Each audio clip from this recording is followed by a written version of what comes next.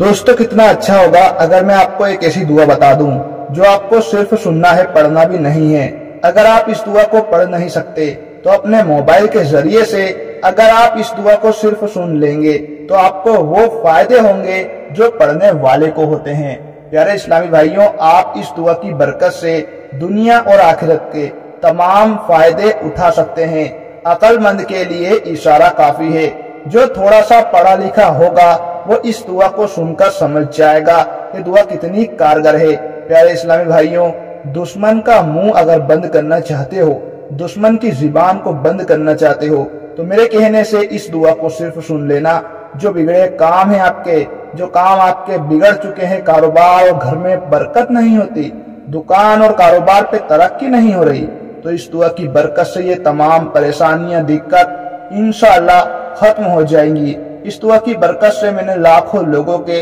बिगड़े कामों को बनते हुए देखा हूँ और मैं उम्मीद करता हूँ आप इसको पूरा सुनेंगे। प्यारे इस्लामी भाइयों, मैं आपकी भलाई के लिए कह रहा हूँ, इसमें मेरा कोई फायदा नहीं है। आपके लिए मैंने लेकर आया हूँ क्योंकि नेक वीडियो को आगे पहुँचाना सदका जारिया है। आप भी इसको शेयर करें ताकि आपको भी इसका सवाब मिले। कमेंट में आमीन जरूर लिखें। आइए सुनते हैं इस दुआ को। अऊज़ु बिल्लाहि मिनश शैतानिर रजीम। बिस्मिल्लाहिर रहमानिर रहीम। अलिफ लाम मीम। ज़ालिकल किताबु ला रैब फ़ीह हुदल लिल मुत्तक़ीन अल्लज़ीना युमिनूना बिल ग़ैबि व युक़ीमूना अस्सलाता व मिम्मा रज़क़नाहुम युनफ़िक़ून वल्लज़ीना युमिनूना बिमा उन्ज़िला इलैका व मा उन्ज़िला मिन क़ब्लिक वबिल-आख़िरति हुम युक़िनून उलाइका अला हुदन मिन रब्बिहिम व उलाइका हुमुल मुफ़्लिहून। इन्नल्लज़ीना कफ़रू सवाअन अलैहिम अअन्ज़रतहुम अम लम तुनज़िरहुम ला युमिनून। ख़तमल्लाहु अला क़ुलूबिहिम व अला समइहिम व अला अबसारिहिम ग़िशावतुन व लहुम अज़ाबुन अज़ीम। वमिन अन्नास मन यक़ूलु आमन्ना बिल्लाहि वल यौमिल आख़िर व मा हुम बिमुमिनीन युख़ादिऊना अल्लाह वल्लज़ीना आमनू व मा यख़दऊना इल्ला अनफुसहुम व मा यशऊरून फ़ी क़ुलूबिहिम मरदुन फ़ज़ादहुमुल्लाहु मरदा व लहुम अज़ाबुन अलीमुन बिमा कानू यकज़िबून। वइज़ा क़ील लहुम ला तुफ़्सिदू फ़िल अर्ज़ क़ालू इन्नमा नहनु मुस्लिहून अला इन्नहुम हुमुल मुफ़्सिदून वलाकिन ला यशऊरून। वइज़ा क़ील लहुम आमिनू कमा आमनन नास क़ालू अनुमिनु कमा आमन अस्सुफ़हा अला इन्नहुम अस्सुफ़हा वलाकिन ला यअलमून। वइज़ा लक़ुल लज़ीना आमनू क़ालू आमन्ना वइज़ा ख़लौ इला शयातीनिहिम क़ालू इन्ना मअकुम इन्नमा नहनु मुस्तहज़िऊन। अल्लाहु यस्तहज़िउ बिहिम व यमुद्दुहुम फ़ी तुग़यानिहिम यअमहून उलाइका अल्लज़ीना इश्तरौ अद-दलालता बिल-हुदा फमा रबिहत तिजारतुहुम व मा कानू मुहतदीन। मसलुहुम कमसलिल लज़ी इस्तवक़द नारा फलम्मा अज़ाअत मा हवलहु ज़हब अल्लाहु बिनूरिहिम वतरकहुम फ़ी ज़ुलुमातिन ला युबसिरून सुम्मुन बुकमुन उम्युन फ़हुम ला यरजिऊन। औ कसय्यिबिन मिनस समाइ फ़ी ज़ुलुमातिन व रअदुन बर्क़ यजअलूना असाबिअहुम फ़ी आज़ानिहिम मिनस सवाइक़ि हज़रल मौत वल्लाहु मुहीतुन बिल काफ़िरीन। यकादुल बर्क़ु यख़्तफ़ु अब्सारहुम कुल्लमा अज़ाअ लहुम मशौ फ़ीहि व इज़ा अज़लम अलैहिम क़ामू वलौ शाअ अल्लाहु लज़हब बिसमइहिम व अब्सारिहिम इन्नल्लाहा अला कुल्लि शैइन क़दीर। या अय्युहन्नास उ'बुदू रब्बकुम अल्लज़ी ख़लक़कुम वल्लज़ीना मिन क़ब्लिकुम लअल्लकुम तत्तक़ून अल्लज़ी जअल लकुमुल अर्ज़ फ़िराशा वस्समाअ बिनाअ वअनज़ल मिनस समाइ माअन फ़अख़ज़ बिहि मिनस समराति रिज़क़न लकुम फला तजअलू लिल्लाहि अंदादा वअन्तुम तअलमून। वइन कुन्तुम फ़ी रैबिन मिम्मा नज़्ज़लना अला अब्दिना फ़अतू बिसूरतिन मिन मिस्लिहि वद'ू शुहदाअकुम मिन दूनिल्लाहि इन कुन्तुम सादिक़ीन फ़इन लम तफ़अलू वलन तफ़अलू फ़त्तक़ुन्नार अल्लती वक़ूदुहा अन्नास वल हिजारा उ'इद्दत लिल काफ़िरीन। वबश्शिरिल लज़ीना आमनू वअमिलुस सालिहाति अन्ना लहुम जन्नातिन तजरी मिन तहतिहा अल-अनहार कुल्लमा रुज़िक़ू मिनहा मिन समरतिन रिज़क़न क़ालू हाज़ा अल्लज़ी रुज़िक़ना قالوا هذا الذي رزقنا من قبل وأتوا به متشابها ولهم فيها أزواج مطهرة وهم فيها خالدون إن الله لا يستحي أن يضرب مثلا ما بعوضة فما فوقها فأما الذين آمنوا فيعلمون أن الحق من ربهم وأما الذين كفروا فيقولون ماذا أراد الله بهذا مثلا يضل به كثيرا ويهدي به كثيرا وما يضل به إلا الفاسقين الذين ينقضون عهد الله من بعد ميثاقه ويقطعون ما أمر الله بأن يوصل يفسدون في الأرض أولئك هم الخاسرون كيف تكفرون بالله وأنتم أموات فأحياكم ثم يميتكم ثم يحييكم ثم إليه ترجعون هو الذي خلق لكم ما في الأرض جميعا ثم استوى إلى السماء فسواهن سبع سماوات وبكل شيء عليم وإذ قال ربك للملائكة إني جاعل في الأرض خليفة قالوا أتجعل فيها من يفسد فيها ويسفك الدماء ونحن نسبح بحمدك ونقدس لك قال إني أعلم ما لا تعلمون وعلم آدم الأسماء كلها ثم أعرضوا على الملائكة فقال أنبئوني بأسماء هؤلاء إن كنتم صادقين قالوا سبحانك لا علم إلا ما علمتنا إنك أنت العليم الحكيم قال يا آدم أنبئني بأسمائهم فلما أنبأهم بأسمائهم قال ألم أقل لكم إني أعلم غيب السماوات والأرض وأعلم ما تبدون وما كنتم تكتمون وإذا قلنا للملائكة اسجدوا لآدم فسجدوا إلا إبليس أبى واستكبر وكان من الكافرين فقلنا يا آدم اسكن أنت وزوجك الجنة وكلا منها رغدا حيث شئتما ولا تقربا هذه الشجرة فتكونا من الظالمين فأذلهم الشيطان عنها فخرجا مما كان فيه فقلنا اهبطوا بعضكم لبعض عدو ولكم في الأرض مستقر ومتاع إلى حين فتلقى آدم ربه كلمات فتاب عليه إنه هو التواب الرحيم قلنا اهبطوا منها جميعا فإما يأتينكم مني فمن تبع هداي فلا خوف عليهم ولا هم يحزنون والذين كفروا وكذبوا بآياتنا أولئك أصحاب النار هم فيها خالدون يا بني إسرائيل اذكروا نعمتي التي أنعمت عليكم وأوفوا بأهدي أوف بأهدكم وإياي فارحبون وآمنوا بما أنزلت مصدقا لما معكم ولا تكونوا أول كافر به ولا تشتروا بآياتي ثمنا قليلا وإياي فاتقون ولا تلبسوا الحق بالباطل وتكتموا الحق وأنتم تعلمون وأقيموا الصلاة وآتوا الزكاة واركعوا مع الراكعين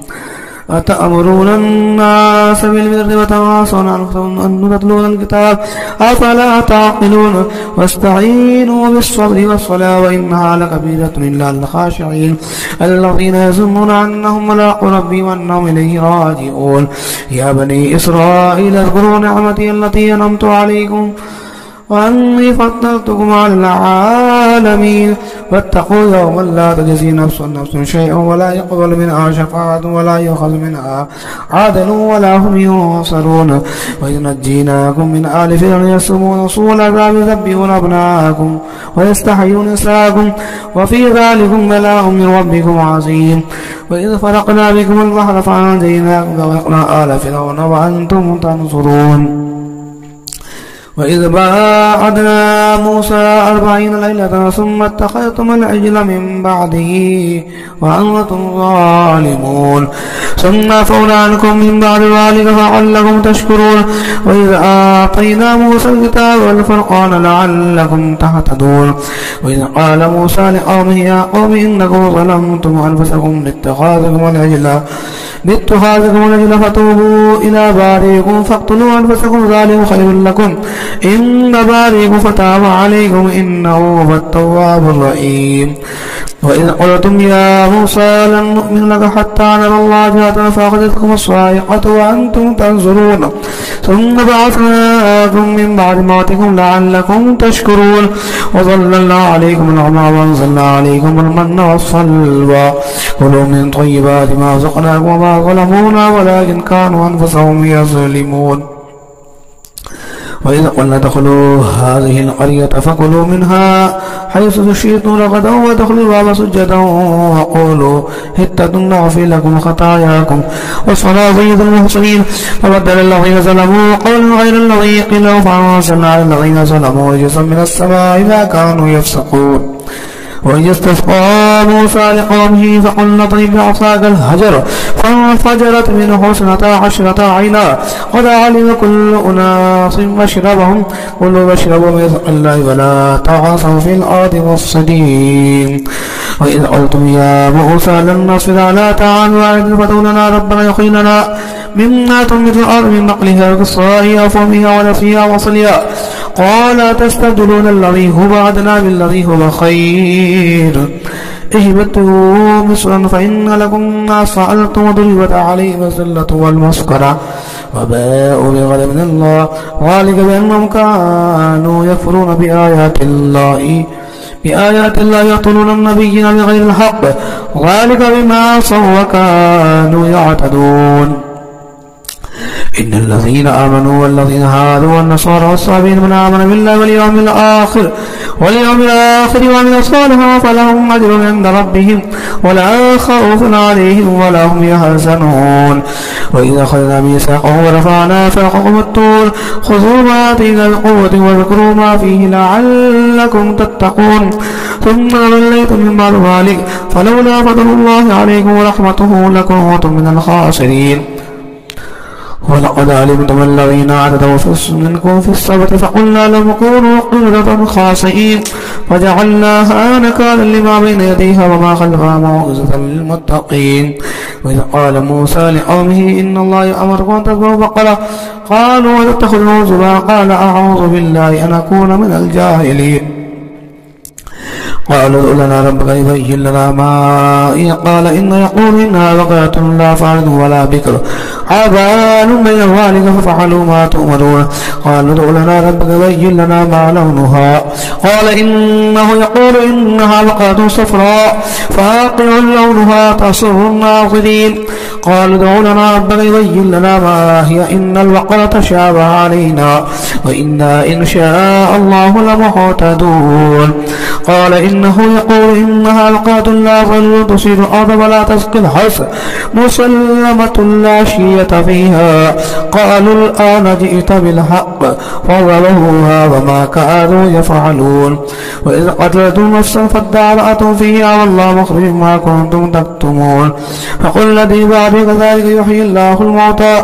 ويريكم آياته لعلكم تعقلون. ثم قسد قلوبكم من بعد ذلك فهي كالحجارة أو أشد قسوة وإن من الحجارة لما يتفجر منه الأنهار وإن منها لما يشقق فيخرج منه الماء وإن منها لما يحبط من خشية الله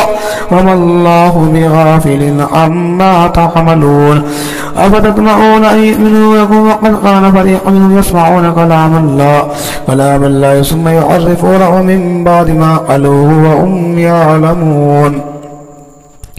وإذا لقوا الذين آمنوا قالوا آمنا إذا خلا بعض إلى بعض قالوا وتحدثونهم بما فتح الله عليكم ليحاجوهم عند ربكم أفلا تعقلون. أفلا يعلمون أن الله يعلم ما يسرون وما يعلنون ومنهم أمي ولا يعلم الكتاب إلا أماني وإنهم إلا يظنون. فويل للذين يكتبون الكتاب بأيديهم ثم يقولون هذا من الذي يشتروا به ثمنا قليلا وويل لهم مما كتبت أيديهم وويل لهم مما يكسبون. وقالوا لن تمسنا النار إلا أياما معدودة قل اتخذتم عند الله أحدا فلن يخلف الله عهده وتقولون على الله ما لا تعلمون.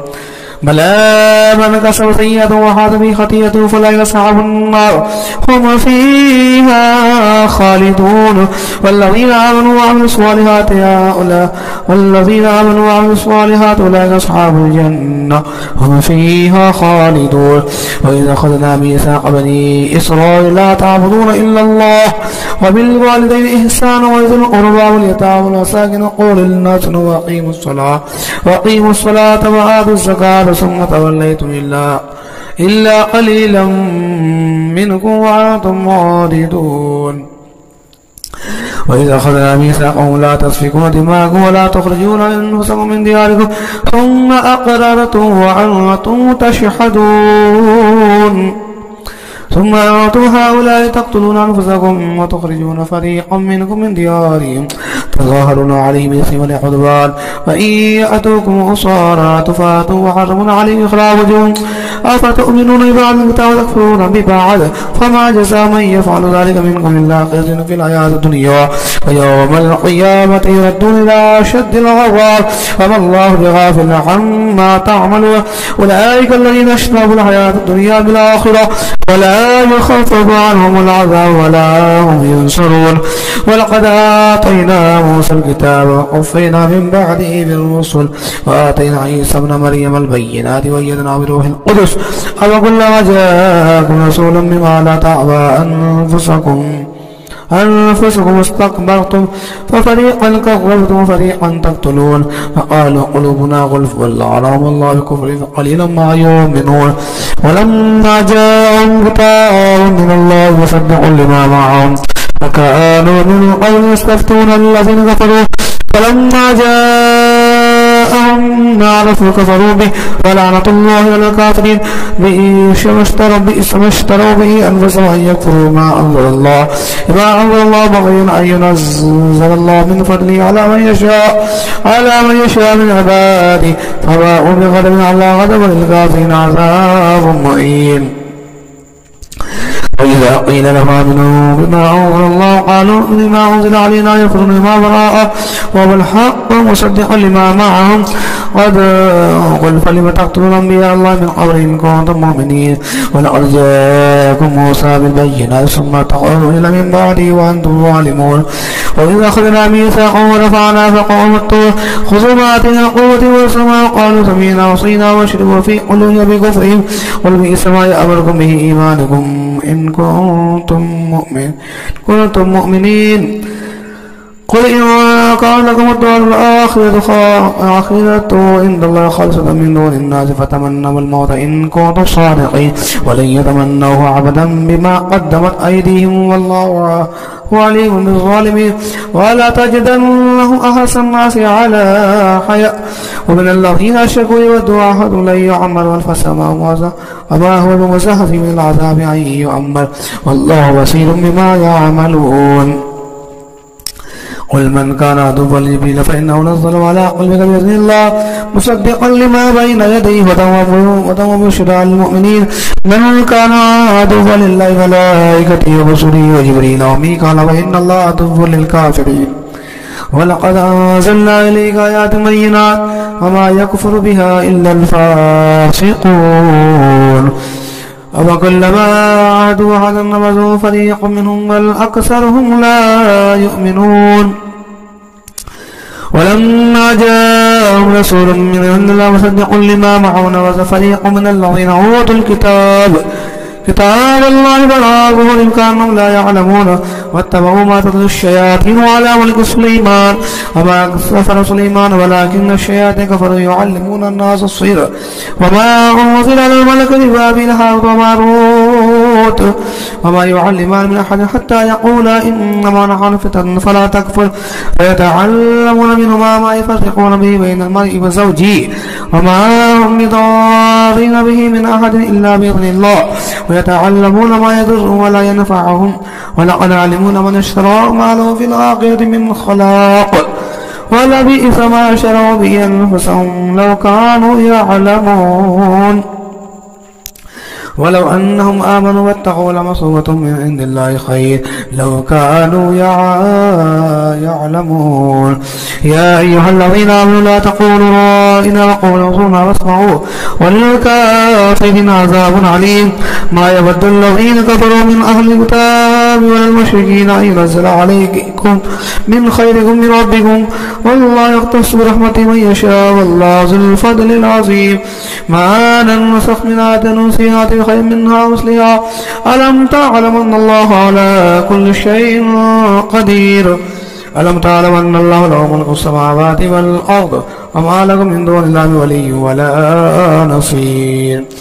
أم تريدون أن تسألوا رسولك ما سئل موسى من قبل ومن يتبدل الكفر بالإيمان فقد ضل سواء السبيل. ود كثير من أهل الكتاب لا يردونكم من بعد إيمانكم كفارا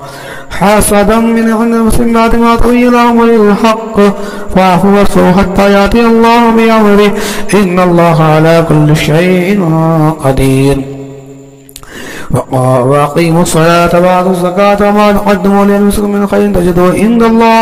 إن الله ما تعملون بصير. وقالوا لن يدخل الجنة إلا من كان هودا أو نصارى تلك أماني قل هاتوا برهانكم إن كنتم صادقين. بلى من أسلم وجهه لله وسلم فله أجر عند ربي ولا خوف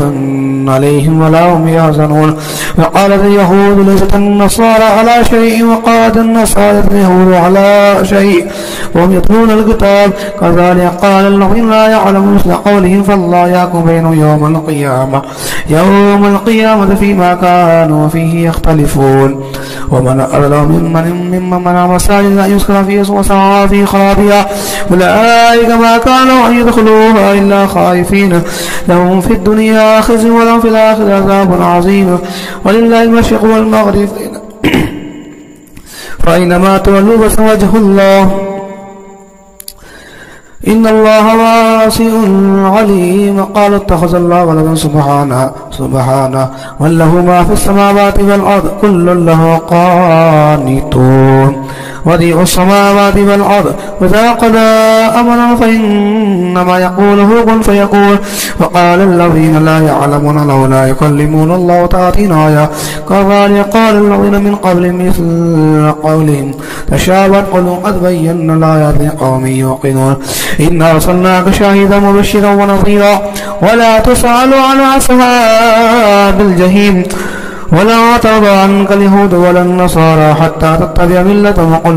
قل إن هدى الله هو الهدى ولئن اتبعت هواهم بعد الذي جاءك من العلم ما لك من الله من ولي ولا نصير. الذين آتيهم يتلونه حق تلاوته أولئك يؤمنون به ومن يكفر به فأولئك هم الخاسرون. يا بني إسرائيل اذكروا نعمتي التي أنعمت عليكم وأني فضلتكم على العالمين واتقوا يوما لا تجزي نفس عن نفس شيئا ولا يقول منها عدل ولا تنفع شفاعة ولا هم ينصرون. وإذ ابتلى إبراهيم بكلمات فأتمهن قال إني جاعلك للناس إماما قال من ذريتي لا ينال أحد الظالمين. وإذ جعلنا من بيت مثلا أدمنا واتخذ مقام إبراهيم مصلى وعيدنا إلى إبراهيم وإسماعيل أن طهر بيت للطائفين والعاكفين والركع السجود. وإذ قال إبراهيم رب اجعل هذا ولدا آمنا وارزق أهله من الثمرات من آمن منهم بالله آمن منهم بالله واليوم الآخر قال آمن كفر فأمته قليلا ثم اعتذر إلى عذاب النار وبئس المصير. وإذ يرفع إبراهيم القواعد من بيت إسماعيل ربنا تقبل منا إنك أنت السميع العليم ربنا واجعلنا مسلمين لك ومن ذريتنا أمة مسلمة لك وارنا مناسكنا وتب علينا إنك أنت التواب الرحيم. ربنا وابعث فيهم رسولا يتلو عليهم آياتك ويعلمهم الكتاب والحكمة ويزكيهم إنك أنت العزيز الحكيم. ومن يرغب عن ملة إبراهيم إلا من سفي نفسه ولقد اصطفيناه في الدنيا وإنه في الآخرة لمن الصالحين. إذ قال له ربه أسلم قال أسلمت لرب العالمين. وبصى بها إبراهيم ويعقوب يا بني إن الله اصطفى لكم الدين فلا تموتن إلا وأنتم مسلمون. أم كنتم شهداء إذ حضر يعقوب الموت إذ قال لبنيه ما تعبدون من بعده قالوا نعبد إله آبائك إبراهيم وإسماعيل وإسحاق إلها واحدا ونحن له مسلمون تلك أمة قد خلت لها ما كسبت لكم ما كسبتم ولا تسألون عما كانوا يعملون وقالوا كونوا هودا وصالحا قل بل ملة إبراهيم حنيفا وما كان من المشركين قولوا آمنا بالله وما أنزل إليه وما أنزل إليه إلى إبراهيم وإسماعيل وإسحاق ويعقوب الأسباط وما أوتي موسى وعيسى وما أوتي النبيون من ربهم لا نفرق بين أحد منهم ونحن له مسلمون فإن آمنوا مثل ما آمنتم به فقد اهتدوا وإن تولوا فإنما هم في شقاق فسيكفيكهم الله السميع العليم صبغة الله ونحن أحسن من الله صبغة ونحن له عابدون ولا تحاجوننا في الله وربنا وربكم لنا أعمالنا ولكم أعمالكم ونحن له مخلصون أم تقولون إن إبراهيم وإسماعيل وإسحاق ويعقوب والأسباط كانوا هودا أو نصارى قل أأنتم أعلم أم الله ومن أدرى ممن كتم شهادة عنده من الله وما الله بغافل عما تعملون تلك أمة قد خلت لها ما كسبت ولكم ما كسبتم ولا تسألون عما كانوا يعملون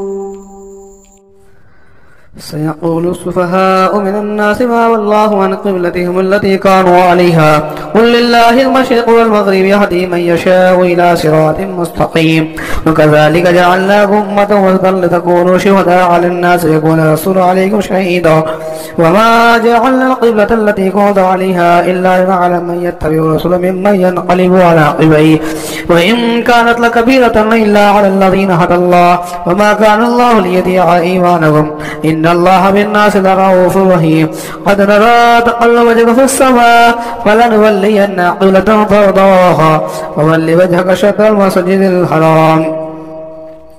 وحيث ما كنتم فولوا وجوهكم شطرا وإن الذين أوتوا الكتاب ليعلمون أن الحق من ربهم وما الله بغافل عما يعملون ولئن أتيت الذين أوتوا الكتاب بكل آية ما تبعوا قبلتك وما تبع قبلة وما بعدهم بتابع قبلة بعد ولئن اتبعت أهواءهم من بعد ما جاءك من العلم إنك إذا لمن الظالمين الذين آتيناهم الكتاب يعرفونه كما يعرفون أبناءهم وإن فريقا منهم ليكتمون الحق وهم يعلمون الحق من ربك فتكون ولا تكونن من الممترين ولكل وجهة وولي فاستبقوا الخيرات أينما تكونوا يأتي بكم الله جميعا إن الله على كل شيء قدير ومن حيث خرجت فول وجهك شطر المسجد الحرام وإنه للحق من ربك وما الله بغافل عما تعملون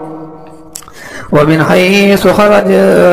فولوا وجهك شطر المسجد الحرام وحيث ما كنتم فولوا وجوهكم شطرا لئلا يكون لك عليكم حجة إلا الذين ظلموا منهم فلا تخشوني وليتم نعمتي عليكم ولعلكم تهتدون كما أرسلنا فيكم رسولا منكم يتلو عليكم آياتنا ويزكيكم ويعلمكم الكتاب والحكمة ويعلمكم ما لم تكونوا تعلمون فاذكروني أذكركم واشكروا لي ولا تكفرون يا أيها الذين آمنوا استعينوا بالصبر والصلاة وإن الله مع الصابرين ولا تقولوا لمن يقتل في سبيل الله أموات بل أحياء ولكن لا تشعرون ولنبلونكم بشيء من الخوف والجوع ونقص من الأموال والأنفس والثمرات وبشر الصابرين الذين إذا أصابتهم مصيبة قالوا إنا لله وإنا إليه راجعون أولئك عليهم صلوات من ربهم ورحمة وأولئك هم المهتدون إن الصفا والمروة من شعائر الله فمن حج البيت ائتمر فلا جناح عليه أن يطوف بهما ومن تطوع خيرا فإن الله شاكر عليم إن الذين يكتمون ما أنزل من البينات والهدى من بعد ما بيناه للناس الكتاب أولئك يلعنهم الله إلا الذين تابوا وأصلحوا فأولئك يتوب عليهم والتواب الرحيم إن الذين كفروا وماتوا كفار أولئك عليهم لعنة الله والملائكة والناس أجمعين خالدين فيها لا يخفف عنهم العذاب ولا هم ينظرون وإلهكم إله واحد لا إله إلا هو الرحمن الرحيم إن في خلق السماوات والأرض واختلاف الليل والنهار والذي تجري في البحر بما ينفع الناس وما أنزل الله من السماء مما إن فحيا به الأرض بعد موتها وصفيها من كل ضابة وتصريف الرياح والسحاب المسخر بين السماء والأرض لآيات لقوم يعقلون ومن الناس من يتخذ من دون الله أندادا يحبونهم بالله والذين آمنوا أشد حبا لله ولو يرى الذين ظلموا إذ يرون العذاب أن قوة إلا جميعا وأن الله شديد العذاب فاستبرأ الذين اتبعوا من الذين اتبعوا بالعذاب وتقطعت بهم الأسباب وقال الذين اتبعوا لو أن لنا كرة فنتبرأ منهم كما تبرأوا منا كذلك يريهم الله أعمالهم حسرات عليهم وما هم بخارجين من النار يا أيها الناس كلوا مما في الأرض حلالا طيبا ولا تتبعوا خطوات الشيطان إنه لكم عدو مبين إنما يأمركم بالسوء والفحشاء وأن تقولوا على الله ما لا تعلمون وإذا قيل لهم اتبعوا ما أنزل قالوا بل نتبع ما ألفينا عليه آباءنا أولو كان آباؤهم لا يعقلون شيئا ولا يهتدون ومثل الذين كفروا كمثل الذي ينعق ما لا يسمع إلا دعاء ونداء ثم بكم فهم لا يعقلون يا أيها الذين آمنوا كلوا من طيبات ما رزقناكم واشكروا لله إن كنتم إياه تعبدون إنما يحرم عليكم الميت والدم ولحم الخنزير وما أهل به لغير الله فمن يطع غير باغ ولا عاد فلا إثم عليه إن الله غفور رحيم إن الذين يكتبون ما أنزل الله من الكتاب يشترون به ثمنا قليلا أولئك ما يأكلون في بطون إلا النار ولا يكلم الله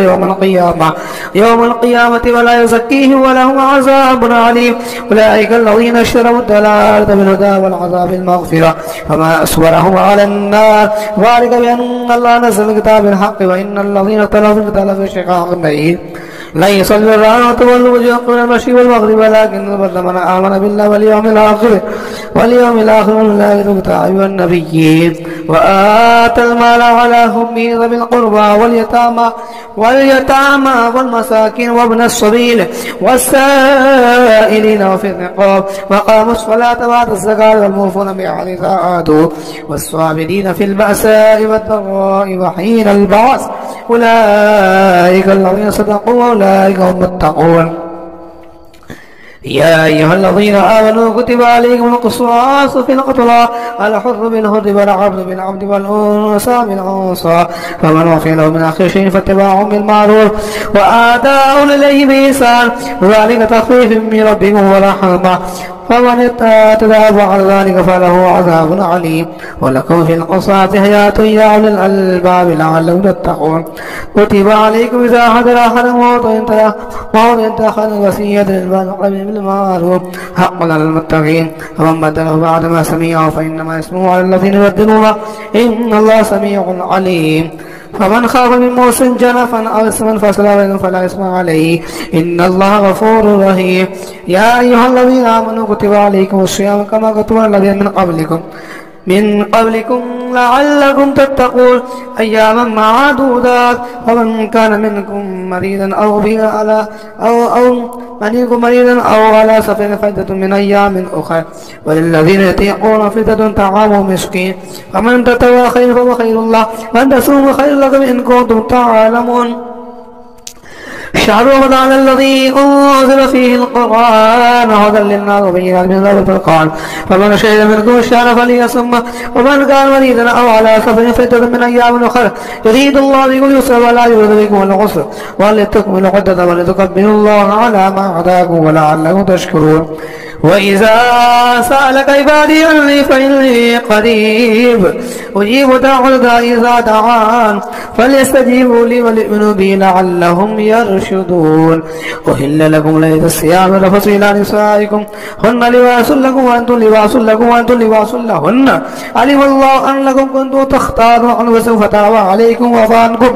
فالآن باشروهن وابتغوا ما كتب الله لكم وكلوا واشربوا حتى يتبين لكم الخيط الأبيض من الخيط الأسود من الفجر ثم أتموا الصيام إلى الليل ولا تباشروهن وأنتم عاكفون في المساجد تلك حدود الله ولا تقربوها كذلك يبين الله آياته للناس لعلهم يتقون.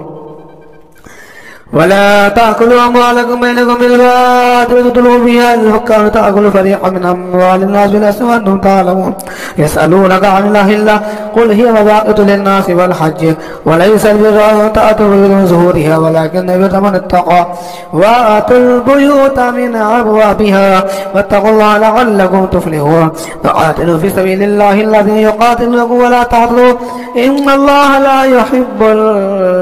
المعتدين. واقتلوهم حيث ثقفتم واخرجوهم من حيث اخرجوكم والفتنة أشد من القتل ولا تقاتلوهم عند المسير حتى يقاتلوكم فيه فإن قاتلوكم فاقتلوا كذلك جزاء الكافرين فإن انتهوا فإن الله غفور رحيم. فقاتلوا حتى لا تكون فتنة ويكون الدين لله فإن انتهوا فلا عدوان إلا على الظالمين. الشهر الحرام الشهر الحرام والحرمات قصاص فمن اعتدى عليكم فاعتدوا بمثل ما اعتدى عليه واتقوا الله واعلموا ان الله مع المتقين.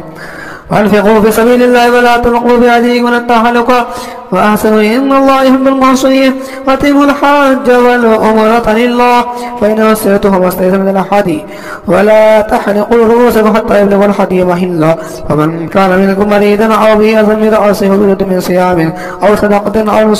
نسك فإذا أمنتم فمن تمتع بالعمرة إلى الحج فما استيسر من الهدي فمن لم يجد فصيام 3 أيام في الحج و7 إذا رجعتم تلك 10 كاملة ذلك لمن لم يكن أهل حاضر المسجد. واتقوا الله واعلموا أن الله شديد العقاب. الحج أشهر معلومات فمن فرض فيهن الحج فلا رفث ولا فسوق ولا جدال في الحج وما تفعلوا من خير يعلمه الله وتزودوا فإن خير الزاد التقوى واتقون يا أولي الألباب. ليس عليكم جناح أن تبتغوا فضلا من ربكم فإذا أفضتم من عرفات فاذكروا الله عند المشعر واذكروا كما هداكم وإن كنتم من قبل لمن الضالين ثم أفيضوا من عرفات الناس واستغفروا الله إن الله غفور رحيم. فإذا علمتم مناسككم فاذكروا الله كذكركم آباءكم وأشد ذكرا. ومن الناس من يقول ربنا آتنا في الدنيا وما له في الآخرة من خلاق ومنهم من يقول ربنا آتنا في الدنيا حسنة وفي الآخرة حسنة وقنا عذاب النار أولئك لهم نصيب مما كسبوا والله سريع الحساب.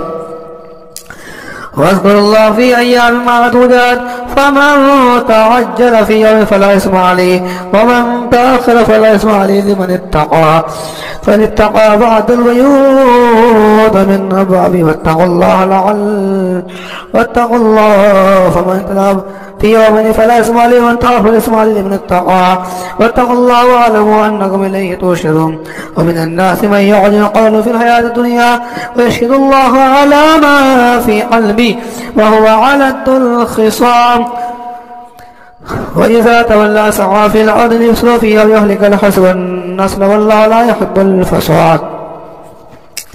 وإذا قيل له اتق الله خير فيصبح فحسبه جهنم ولبئس المهاد. ومن الناس من يشفي نفسه ابتغاء مرضات الله والله رؤوف بالعباد. يا أيها الذين آمنوا ادخلوا في السلم كافة ولا تتبعوا خطوات الشيطان إنه لكم عدو مبين. فإن زلت من بعد ما جاءكم فاعلموا أن الله عزيز حكيم. هل ينظرون إلا أن يأتوا الله في ظلل من الغمام والملائكة وقضي الأمر وإلى الله ترجع الأمور. صل بني إسرائيل كما آتينا من آية بينة ومن يبدل نعمة الله من بعد ما جاءته فإن الله شديد العقاب.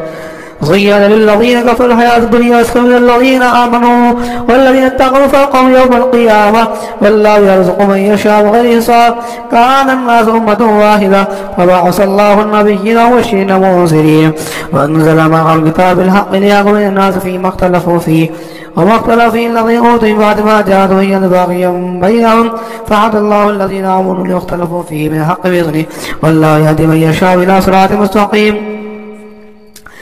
أم حسبتم أن تدخلوا الجنة ولما يأتكم مثل الذين خلوا من قبلكم مستهم البأساء والضراء وزلزلوا حتى يقول الرسول والذين آمنوا معه متى نصر الله ألا إن نصر الله قريب. يسألونك ماذا ينفقون قل ما أنفقتم من خير فللوالدين والوالدين والأقربين واليتامى والمساكين وابن السبيل وما تفعلوا من خير فإن الله به عليم. كتب عليكم القتال وكره لكم وعسى أن تكرهوا شيئا وهو خير لكم وعسى أن تحبوا شيئا وهو شر لكم والله يعلم وأنتم لا تعلمون. يسألونك عن الشرك عن قتال فيه قل قتال فيه كبير وصد عن سبيل الله كفر به والمسيح وإخراج أهل منه أكبر عند الله والفتنة أكبر من القتل ولا يزال يقاتلونكم حتى يردوكم عن دينكم إن استطاعوا ومن يرتد منكم عن دينه فيمت وهو كافر ولا يحبط أعماله في الدنيا والآخرة أولئك أصحاب النار هم فيها خالدون. إن الذين آمنوا والذين هاجروا وجاهدوا في سبيل الله أولئك يرجون رحمة الله والله غفور رحيم. يسألونك عن الخمر والميسر قل فيما اسم كبير ونافع للناس وإثمهما أكبر من نفعهما ويسألونك ماذا ينفقون قل العفو كذلك يبين الله لكم الآيات لعلكم تتفكرون في الدنيا والآخرة. ويسألونك عن اليتامى قل إصلاح لهم خير وإن تخالطوهم فإخوانكم والله يعلم سبيل المسلم ولو شاء الله لعنتكم إن الله عزيز حكيم. ولا تنكحوا المشركات حتى يؤمن ولأمة مؤمنة خير من مشركة ولو أعجبتكم ولا تنكحوا المشركين حتى يؤمنوا ولا أمة خير من مشرك ولو أعجبكم أولئك يدخلون إلى النار والله يدخل الجنة والمغفرة بإذنه ويبين آيات الناس لعلهم يتذكرون. ويسألونك عن المحيض قل وأطفال النساء في المحيض ولا تقربوهن حتى يطهرن فإذا تطهرن فآتوهن من أمركم الله نساء إن الله يحب التوابين ويحب المتطهرين. نساؤكم حرص لكم فآتوا لكم أن شئتم فقدموا ليصبوا واتقوا الله واعلموا أنهم ملاقوه وبشر المؤمنين. ولا تجعلوا وزدا لأيمانكم تبروا تتقوا تسلوا إلى النار والله سميع عليم. لا يؤاخذكم الله باللغو في أيمانكم ولكن يؤاخذكم بما كسبت قلوبكم والله غفور حليم.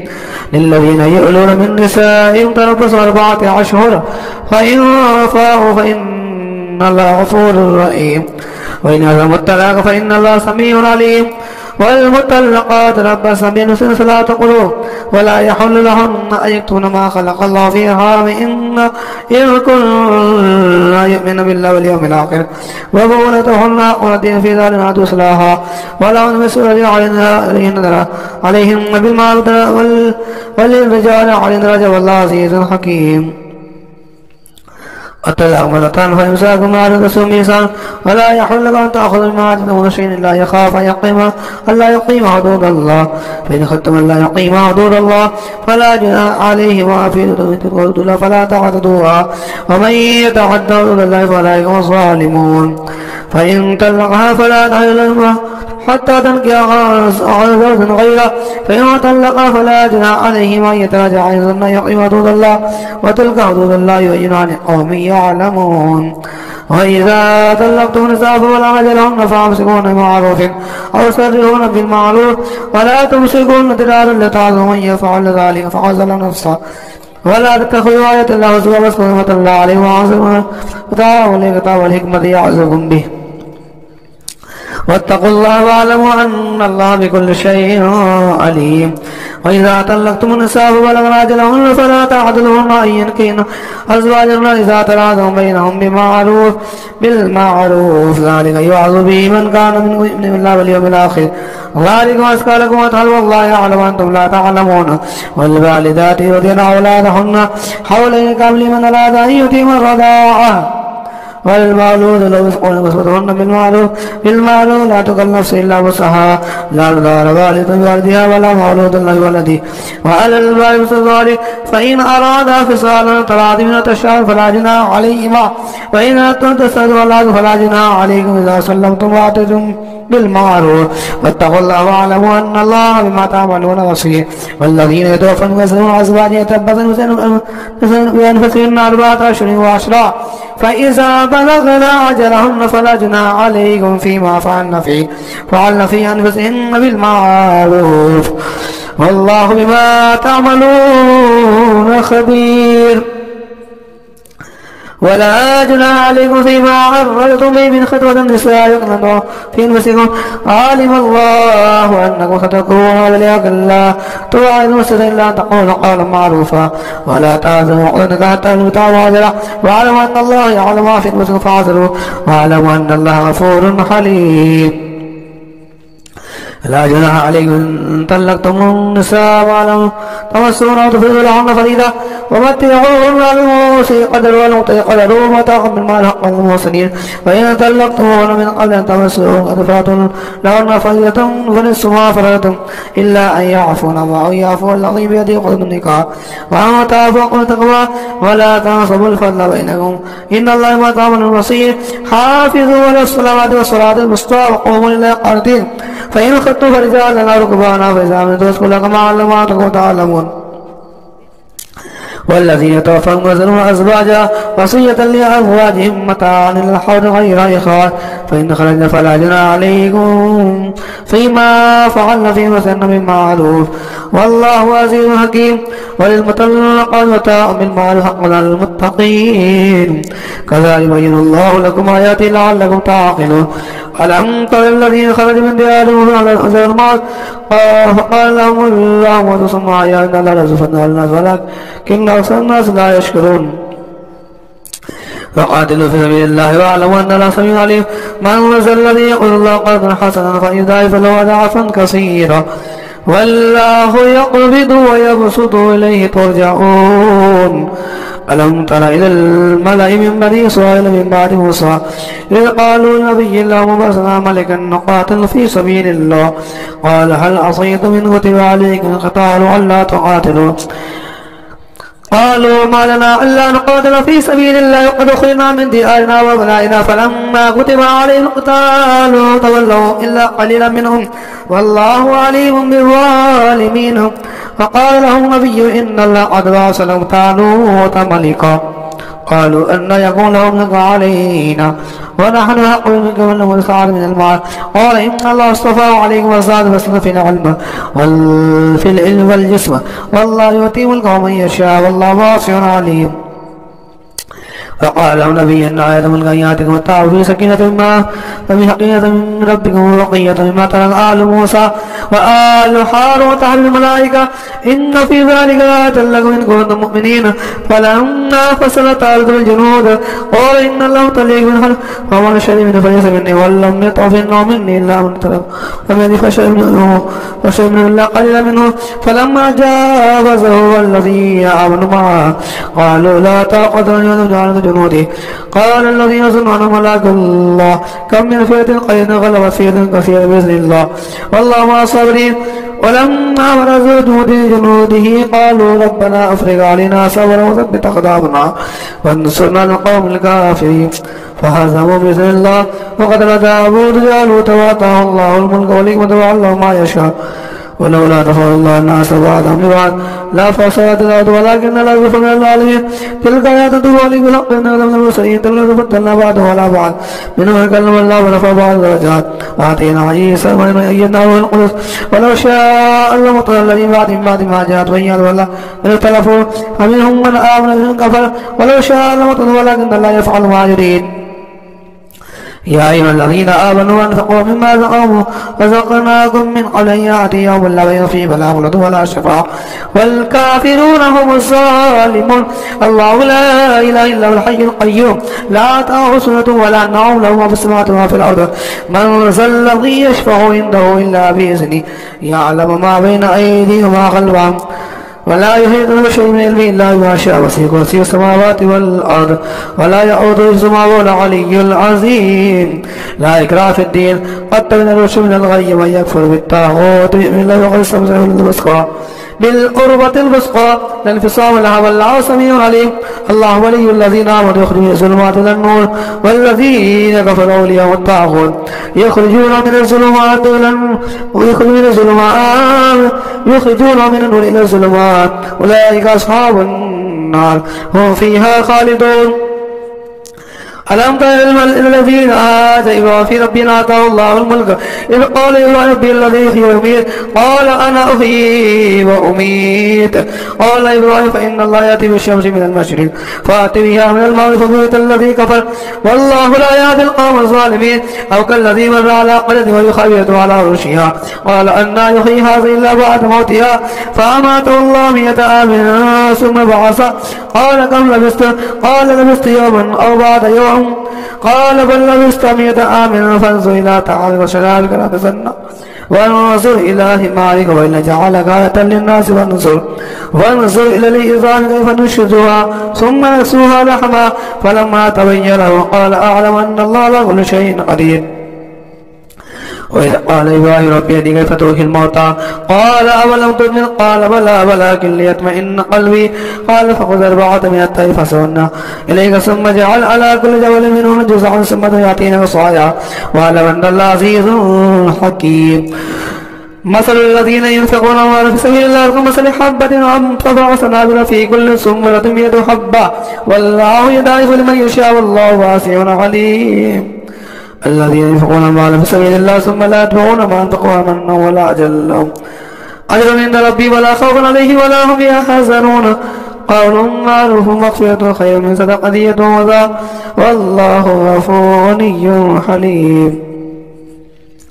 يا أيها الذين آمنوا لا تبطلوا صدقات بالمن والأذى كالذي ينفق ماله رياء الناس ولا يؤمن بالله واليوم الآخر فمثله كمثل صفوان عليه تراب أصابه تراب صلدا لا يقدرون على شيء مما كسبوا والله لا يهدي القوم الكافرين. ومثل الذين ينفقون أموالهم وابتغاء مرضات الله تثبيتا من أنفسهم كمثل جنة بربوة أصابها الفاتحة كلها دفعين فإن لم يصبها وابل فتل والله بما تعملون بصير. أيود أحدكم أن تكون له جنة من نخيل وأعناب تجري من تحتها الأنهار له فيها من كل الثمرات وأصاب الكبر له ذرية ضعفاء وأصاب عيسى في نار فاحترقت كذلك يبين الله لكم الآيات لعلكم تتفكرون. يا أيها الذين آمنوا أنفقوا من طيبات ما كسبتم مما أخذنا لكم من الأرض ولا تيمموا الخبيث منه تنفقون لستم بآخذه إلا أن تغمضوا فيه واعلموا أن الله غني حميد. الشيطان يعدكم فقرا ويأمركم بالفحشاء والله يعدكم مغفرة من فضله والله واسع عليم. يؤتي الحكمة من يشاء ومن يؤتيه الفقر ويؤتيه خيرا كثيرا وما يذكر إلا أولو الألباب. وما أنفقتم من نفقة أو نذرتم من نذر فإن الله يعلمه وما للظالمين من أنصار إن تبدوا صدقات فنعم ما هي وقل إن تخفوها أو تؤتوا الفقراء فهو خير لكم وإن يكفر عنكم منكم سيئاتكم والله ما تعملون خبير. ليس عليكم وتعالى ولكن الله يهدي من يشاء وما تنفقوا من خير فلنفسكم وما تنفقوا إلا ابتغاء وجه الله وما تنفقوا من خير فيوفى إليكم وأنتم لا تظلمون. للفقراء الذين أرسلوا في سبيل الله لا يستطيعون دعوة في الأرض يحسبهم الجاهل أغنياء من التعفف تعرف بسيماهم لا يسألون الناس إلحافا وما تنفقوا من خير فإن الله به عليم. الذين ينفقون أموالهم بالليل والنهار سرا وعلانية فلهم أجر ربي ولا خوف عليهم ولا هم يحزنون. الذين يأكلون الربا لا يقومون إلا كما يقوم الذي يتخبطه الشيطان من المس ذلك بأنهم قالوا إنما البيع مثل الربا وحل الله البيع وحرم الربا. ومن جاء موعظة من ربه فانتهى فله ما سلف وأمره إلى الله ومن عاد فلا يصعب النار هم فيها خالدون. يمحق الله الربا بالصدقات والله لا يحب كل كفار عصيم. إن الذين آمنوا بالصالحات وأقاموا الصلاة وآتوا الزكاة وأجروا عند ربهم ولا خوف عليهم ولا هم يحزنون. يا أيها الذين آمنوا اتقوا الله وذروا ما بقي من الربا إن كنتم مؤمنين فإن لم تفعلوا فأذنوا بحرب من الله ورسوله وإن عاتبتم فلكم رؤوس أموالنا تسلمون ولا تظلمون وإن كان ذو فنزل إلى ميسرة وأن استدلوا خير لكم إن كنتم تعلمون واتقوا يوما ترجعون فيه إلى الله ثم توفى كل نفس ما كسبت لا يظلمون. يا أيها الذين آمنوا إذا تداينتم بالدين إلى أجل مسمى فاكتبوه وليكتب بينكم كاتب بالعدل ولا يأب كاتب أن يكتب كما علم الله فليكتب وليملل الذي عليه الحق ويتق الله ربه ولا يبخس منه شيئا إن كان الذي عليه الحق صفيا أو ضعيفا أو ليس يمل فليملل بالعدل واستشهدوا شهيدا من رجالكم فإن لم يكونا رجلين فرجل وامرأتان ممن ترضون من الشهداء إن تضل إحداهما فتذكر إحداهما الأخرى لا يعلم الشهداء إذا ماتوا ولا تسبوا أن تتبعوا صغيرا أو كبيرا إلى أجله ذلك فإن الله يقول الشهادة ودنا ولا تأتوا إلا أن تغطيا فليه هذا تدرنا وإنه فليس لنا ألا تبوا وأشهدوا ذات وإذا تبايعتم ولا درجات ولا شهيد وإن تفعلوا فإنه فسوق بكم واتقوا الله ويعلمكم الله والله بكل شيء عليم. وإن كنتم على سفر وتجدوا كاتبا فرهان مقبوضا فإن أمن بعضكم بعض فليؤدوا الذي أمانته تؤمن أمانته وليتقوا الله ربه ولا يكتم الشهر ويكتم عازم قلبه فإنه عازم قلبه والله ما تعملون لله ما في السماوات وما في الأرض وإن تبدوا ما فيهم ثم تخفوا يعصم الله فيغفر من يشاء ويعز من يشاء والله على كل شيء قدير. آمن الرسول ما أنزل إليه من ربه والمؤمنون كل آمن بالله وملائكته وكتبه ورسله لا نفرق بين أحد من رسله قالوا سمعنا وأطعنا غفرانك ربنا وإليك المصير. لا يكلف الله نفسا إلا وسعها لها ما كسبت وعليها ما اكتسبت ربنا لا تؤاخذنا إن نسينا واخطأنا ربنا ولا تحمل علينا إصرا كما حملته على الذين من قبلنا ربنا ولا تحملنا ما لا طاقة لنا به واعف عنا واغفر لنا وارحمنا أنت مولانا فانصرنا على القوم الكافرين. أعوذ بالله من الشيطان الرجيم. بسم الله الرحمن الرحيم. ألف لام ميم ذلك الكتاب لا ريب فيه هدى للمتقين الذين يؤمنون بالغيب ويقيمون الصلاة ومما رزقناهم ينفقون والذين يؤمنون بما أنزل إليك وما أنزل من قبلك وبالآخرة هم يوقنون أولئك على هدى من ربهم وأولئك هم المفلحون. إن الذين كفروا سواء عليهم أنذرتهم أم لم تنذرهم لا يؤمنون ختم الله على قلوبهم وعلى سمعهم وعلى أبصارهم غشاوة ولهم عذاب عظيم. ومن الناس من يقول آمنا بالله واليوم الآخر وما هم بمؤمنين يخادعون الله والذين آمنوا وما يخدعون إلا أنفسهم وما يشعرون في قلوبهم مرض فزادهم الله مرضا ولهم عذاب عليم بما كانوا يكذبون. وإذا قيل لهم لا تفسدوا في الأرض قالوا إنما نحن مصلحون ألا إنهم هم المفسدون ولكن لا يشعرون. وإذا قيل لهم آمنوا كما آمن الناس قالوا نؤمن كما آمن السفهاء ألا إنهم السفهاء ولكن لا يعلمون. وإذا لقوا الذين آمنوا قالوا آمنا وإذا خلوا إلى شياطينهم قالوا إنا معكم إنما نحن مستهزئون الله يستهزئ بهم ويمدهم في طغيانهم يعمهون أولئك الذين اشتروا الضلالة بالهدى فما ربحت تجارتهم وما كانوا مهتدين. مثلهم كمثل الذي استوقد نارا فلما أضاءت ما حوله ذهب الله بنورهم وتركه في ظلمات لا يبصرون صم بكم عمي فهم لا يرجعون أو كصيب من السماء في ظلمات ورعد وبرق يجعلون أصابعهم في آذانهم من الصواعق حذر الموت والله محيط بالكافرين يكاد البرق يخطف أبصارهم كلما أضاء لهم مشوا فيه وإذا أظلم عليهم قاموا ولو شاء الله لذهب بسمعهم وأبصارهم إن الله على كل شيء قدير يا أيها الناس اعبدوا ربكم الذي خلقكم والذين من قبلكم لعلكم تتقون الذي جعل لكم الأرض فراشا والسماء بناء وأنزل من السماء ماء فأخذ به من الثمرات رزقا لكم فلا تجعلوا لله أندادا وأنتم تعلمون وإن كنتم في ريب مما نزلنا على عبدنا فأتوا بسورة من مثله وادعوا شهداءكم من دون الله إن كنتم صادقين فإن لم تفعلوا ولن تفعلوا فاتقوا النار التي وقودها الناس والحجارة وعدت للكافرين وبشر الذين آمنوا وعملوا الصالحات أن لهم جنات تجري من تحتها الأنهار كلما رزقوا منها من ثمرة رزقا قالوا هذا الذي رزقنا من قبل به متشابها ولهم فيها أزواج مطهرة وهم فيها خالدون إن الله لا يستحي أن يضرب مثلا ما بعوضة فما فوقها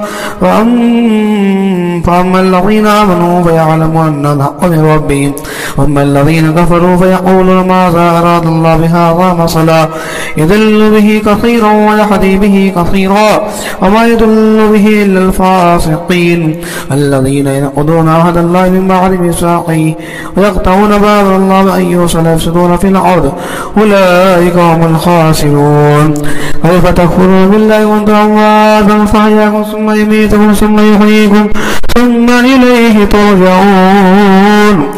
هو الذي خلق لكم ما في الأرض جميعا ثم استوى إلى السماء فسواهن سبع سماوات وبكل شيء عليم وإذ قال ربك للملائكة إني جاعل في الأرض خليفة قالوا أتجعل فيها من يفسد فيها ويسفك الدماء ونحن نسبح بحمدك ونقدس لك قال إني أعلم ما لا تعلمون وعلم آدم الأسماء كلها ثم هم أرضوا على الملائكة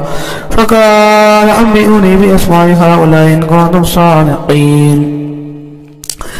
قالوا سبحانك لا علم إلا ما علمتنا إنك أنت العليم الحكيم قال يا آدم أنبئني بأسمائهم فلما أنبأهم بأسمائهم قال ألم أقل لكم إني أعلم غيب السماوات والأرض وأعلم ما تبدون وما كنتم تكتمون وإذ قلنا للملائكة اسجدوا لآدم فسجدوا إلا إبليس أبى واستكبر وكان من الكافرين فقلنا يا آدم اسكن أنت وزوجك الجنة وكلا منها رغدا حيث شئتما ولا تقربا هذه الشجرة فتكونا من الظالمين فأذلهم الشيطان عنها فقدما مما كان فيه فقلنا اهبطوا بعضكم لبعض عدو ولكم في الأرض مستقر ومتاع إلى حين فتلقى آدم ربه كلمات فتاب عليه إنه بالتواب الرحيم قلنا اهبطوا منها جميعا فإما يأتينكم مني فمن تبع هداي فلا خوف عليهم ولا هم يحزنون والذين كفروا وكذبوا بآياتنا أولئك أصحاب النار هم فيها خالدون يا بني إسرائيل اذكروا نعمتي التي أنعمت عليكم وأوفوا بأهدي أوف بأهدكم وإياي فارحبون وآمنوا بما أنزلت مصدقا لما معكم ولا تكونوا أول كافر به ولا تشتروا بآياتي ثمنا قليلا وإياي فاتقون ولا تلبسوا الحق بالباطل وتكتموا الحق وأنتم تعلمون وأقيموا الصلاة وآتوا الزكاة واركعوا مع الراكعين أتأمرون الناس بالبر وتنسون أنفسكم أن تتلون الكتاب أفلا تعقلون واستعينوا بالصبر والصلاة وإنها لكبيرة إلا الخاشعين الذين يظنون أنهم ملاقو ربهم وأنهم إليه راجعون يا بني إسرائيل اذكروا نعمتي التي أنعمت عليكم وأني فضلتكم على العالمين واتقوا يوما لا تجزي نفس شيئا ولا يقبل منها شفاعة ولا يؤخذ منها عدل ولا هم ينصرون وإذ نجيناكم من آل فرعون يسومون سوء العذاب يذبحون أبناءكم ويستحيون نساءكم وفي ذلكم بلاء من ربكم عظيم وإذ فرقنا بكم البحر فأنجيناكم وأغرقنا آل فرعون وأنتم تنصرون وإذ باعدنا موسى 40 ليلة ثم اتخذتم العجل من بعده وأنتم ظالمون ثم عفونا عنكم من بعد ذلك لعلكم تشكرون وإذ آتينا موسى الكتاب والفرقان لعلكم تهتدون وإذ قال موسى لقومه يا قوم إنكم ظلمتم أنفسكم باتخاذكم العجل فتوبوا إلى بارئكم فاقتلوا أنفسكم ذلك خير لكم إن بارئكم فتاب عليكم إنه هو التواب الرحيم وإذ قلتم يا موسى لن نؤمن لك حتى نرى الله جهرة فأخذتكم الصاعقة وأنتم تنظرون ثم بعثناكم من بعد موتكم لعلكم تشكرون وظللنا عليكم الغمام وأنزلنا عليكم المن والسلوى كلوا من طيبات ما رزقناكم وما ظلمونا ولكن كانوا أنفسهم يظلمون وإذا قلنا ادخلوا هذه القرية فكلوا منها حيث شئتم رغدا وادخلوا الباب سجدا وقولوا حطة نغفر لكم خطاياكم والصلاة سيد المحسنين فبدل الذين ظلموا قولا غير الذي قيل لهم فأنزلنا على الذين ظلموا رجزا من السماء ما كانوا يفسقون وإذ استسقى موسى لقومه فقلنا اضرب بعصاك الحجر فانفجرت منه 12 عينا قد علم كل أناس مشربهم كلوا واشربوا من رزق الله ولا تعصوا في الأرض مفسدين وإذ قلتم يا موسى لن نصبر على طعام واحد فادع لنا ربنا يخرج لنا مما تنبت الأرض من نقلها وقصائها وفومها ونسيها وصلها قال تستبدلون الذي هو أدنى بالذي هو خير اهبطوا مصرا فإن لكم ما سألتم وضربت عليهم الذلة والمسكنة وباءوا بغضب من الله ذلك بأنهم كانوا يكفرون بآيات الله يقتلون النبيين بغير الحق ذلك بما عصوا وكانوا يعتدون إن الذين آمنوا والذين هادوا والنصارى والصابين من آمن بالله واليوم الآخر وعمل صالحا فلهم أجر عند ربهم ولا خوف عليهم ولا هم يحزنون وإذا أخذنا ميثاقهم ورفعنا فوقكم الطور خذوا ما آتينا بقوة واذكروا ما فيه لعلكم تتقون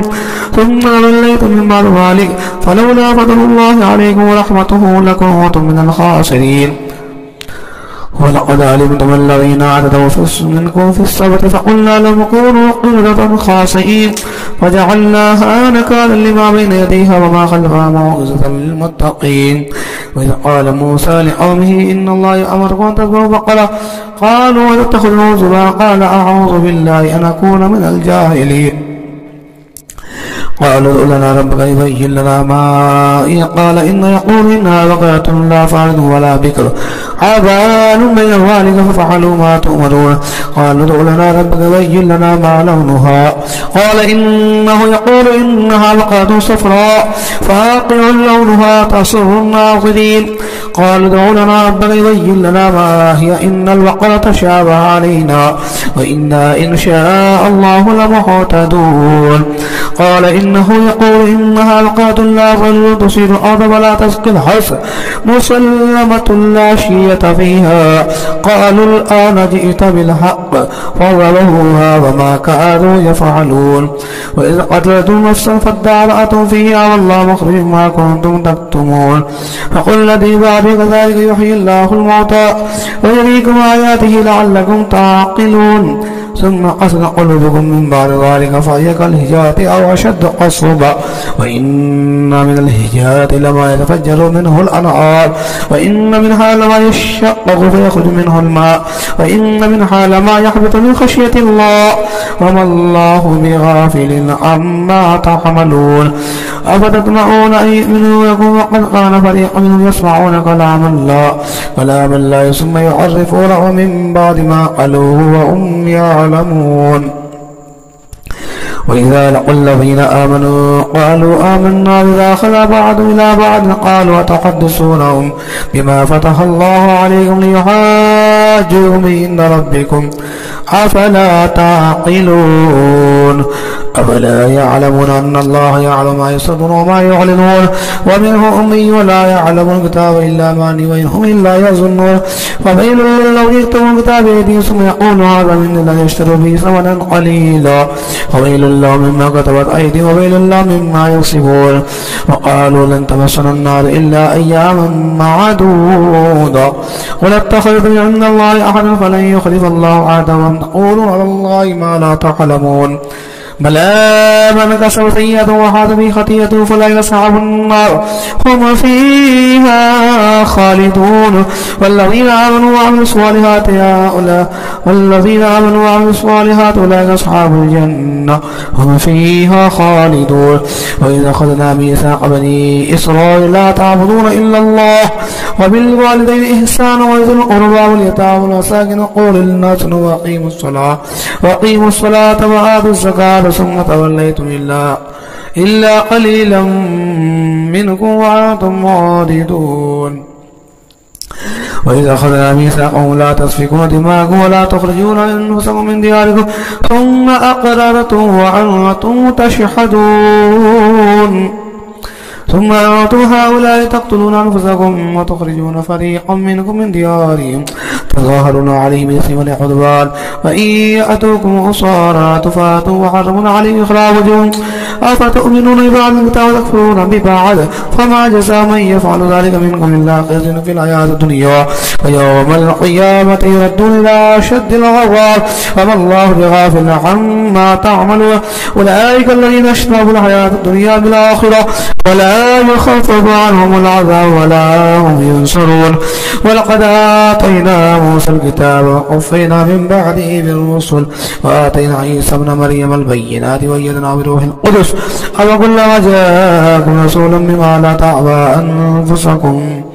أنفسكم استكبرتم ففريقا كذبتم وفريقا تقتلون فقالوا قلوبنا غلف ولعنهم الله بكفر فقليلا ما يؤمنون ولما جاءهم كتاب من الله مصدق لما معهم فكانوا من قوم يستفتون الذين كفروا فلما جاءهم ما عرفوا كفروا به فلعنة الله على الكافرين بئس ما اشتروا به أنفسهم أن يكفروا ما أنزل الله بغيا أن ينزل الله من فضله على من يشاء من عباده فباءوا بغضب على غضب للكافرين عذاب مهين وإذا قيل لهم آمنوا بما أنزل الله قالوا بما أنزل علينا يكفرون بما وراءه وهو الحق مصدقا لما معهم قد قل فلم تقتلون أنبياء الله من قبل إن كنتم مؤمنين ولقد جاءكم موسى بالبينات ثم تقولون إلى من بعده وأنتم ظالمون وإذا أخذنا ميثاقهم ورفعنا فوقهم الطور خذوا ما آتيناكم بقوة واسمعوا قالوا سمعنا وعصينا واشربوا في قلوبهم بكفرهم قل بئس ما يأمركم به إيمانكم إن كنتم مؤمنين قل إن كان لكم الدار الآخرة عند الله خالصة من دون الناس فتمنوا الموت إن كنتم صادقين ولن يتمنوه أبدا بما قدمت أيديهم والله عليم بالظالمين ولا تجدنهم أحسن الناس على حياء ومن الذين أشركوا يود أحدهم لن يعمر ألف سنة وما هو بمزحزح من العذاب أن يعمر والله بصير بما يعملون قل من كان عدوا لجبريل فإنه نزل على قلبك بإذن الله مصدقا لما بين يديه وهدى وبشرى للمؤمنين من كان عدوا لله وملائكته ورسله وجبريل وميكال وإن الله عدو للكافرين ولقد أنزلنا إليك آيات بينات وما يكفر بها إلا الفاسقون وكلما عاهدوا عهدا نبذوه فريق منهم بل أكثرهم لا يؤمنون ولما جاءهم رسول من عند الله مصدق لما معه نبذ فريق من الذين أوتوا كتاب الله وراء ظهورهم كأنهم لا يعلمون واتبعوا ما تتلو الشياطين على ملك سليمان وما كفر سليمان ولكن الشياطين كفروا يعلمون الناس السحر وما أنزل على الملك ببابل هاروت وماروت وما يعلمان من أحد حتى يقولا إنما نحن فتنة فلا تكفر فيتعلمون منهما ما يفرقون به بين المرء وزوجه وما هم بضارين به من أحد إلا بإذن الله ويتعلمون ما يضرهم ولا ينفعهم ولقد علمون من اشتراه ما له في الآخرة من خلاق ولبئس ما شروا به أنفسهم لو كانوا يعلمون ولو أنهم آمنوا واتقوا لمثوبة من عند الله خير لو كانوا يعلمون يا أيها الذين آمنوا لا تقولوا رائنا وقولوا انظرنا واسمعوا وللكافرين عذاب عليم ما يود الذين كفروا من أهل الكتاب ولا المشركين أن ينزل عليكم من خيركم من ربكم والله يختص برحمته من يشاء والله ذو الفضل العظيم ما ننسخ من آية ننسها خير منها مثلها ألم تعلم أن الله على كل شيء قدير ألم تعلم أن الله له ملك السماوات والأرض وما لكم من دون الله ولي ولا نصير أم تريدون أن تسألوا رسولك ما سئل موسى من قبل ومن يتبدل الكفر بالإيمان فقد ضل سواء السبيل ود كثير من أهل الكتاب لا يردونكم من بعد إيمانكم كفارا حسدا من عند المسلمين بعد ما تبين لهم الحق فاعفوا واصفحوا حتى يأتي الله بأمره إن الله على كل شيء قدير وأقيموا الصلاة وآتوا الزكاة وما تقدموا لأنفسكم من خير تجدوه عند الله إن الله ما تعملون بصير وقالوا لن يدخل الجنة إلا من كان هودا أو نصارى تلك أماني قل هاتوا برهانكم إن كنتم صادقين ولا من أسلم وجهه لله وسلم فله أجر عند ربي ولا خوف عليهم ولا هم يحزنون وقالت اليهود ليست النصارى على شيء وقالت النصارى اليهود على شيء وهم يتلون الكتاب كذلك قال الذين لا يعلمون مثل قولهم فالله يحكم بينهم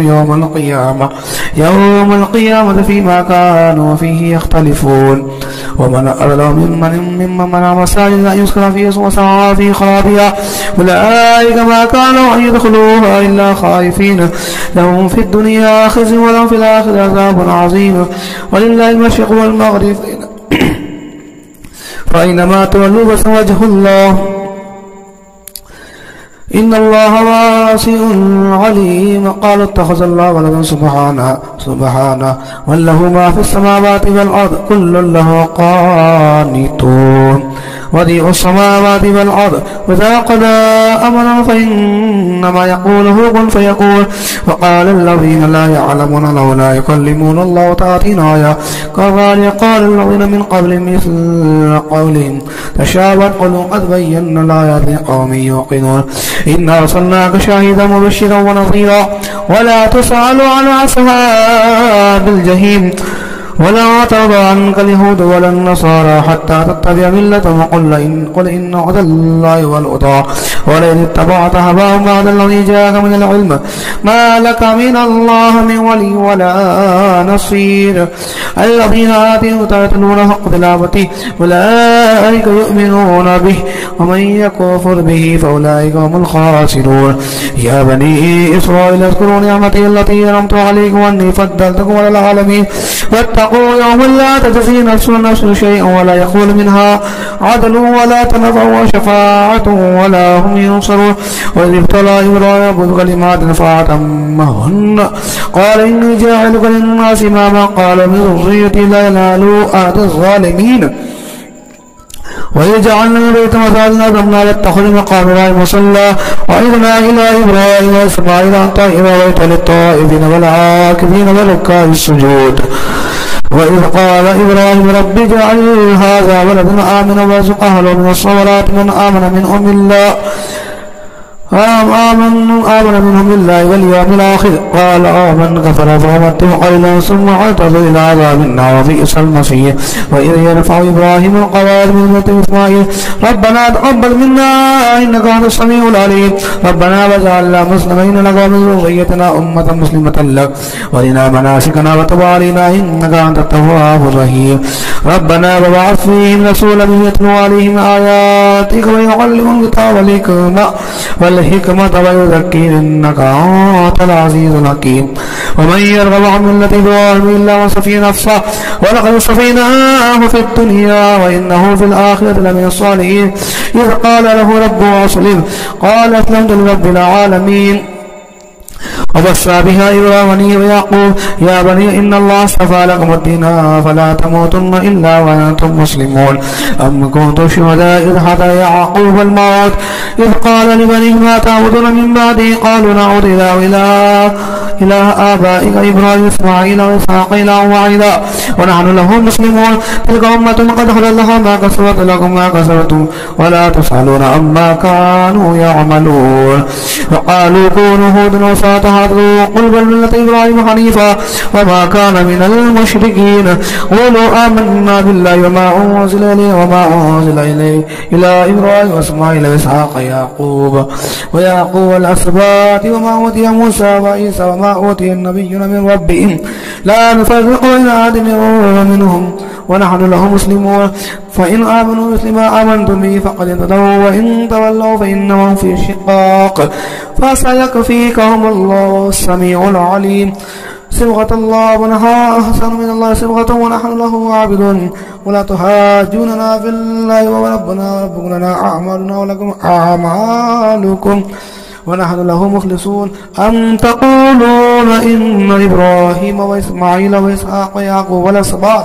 والأسباط كانوا هودا أو نصارى قل أأنتم أعلم أم الله ومن أدرى ممن كتم شهادة عنده من الله وما الله بغافل عما تعملون. تلك أمة قد خلت لها ما كسبت ولكم ما كسبتم ولا تسألون عما كانوا يعملون. سيقول السفهاء من الناس ما والله عن قبلتهم التي كانوا عليها قل لله المشرق والمغرب يهدي من يشاء إلى صراط مستقيم. وكذلك جعلناكم أمة وسطا لتكونوا شهداء على الناس ويكون الرسول عليكم شهيدا.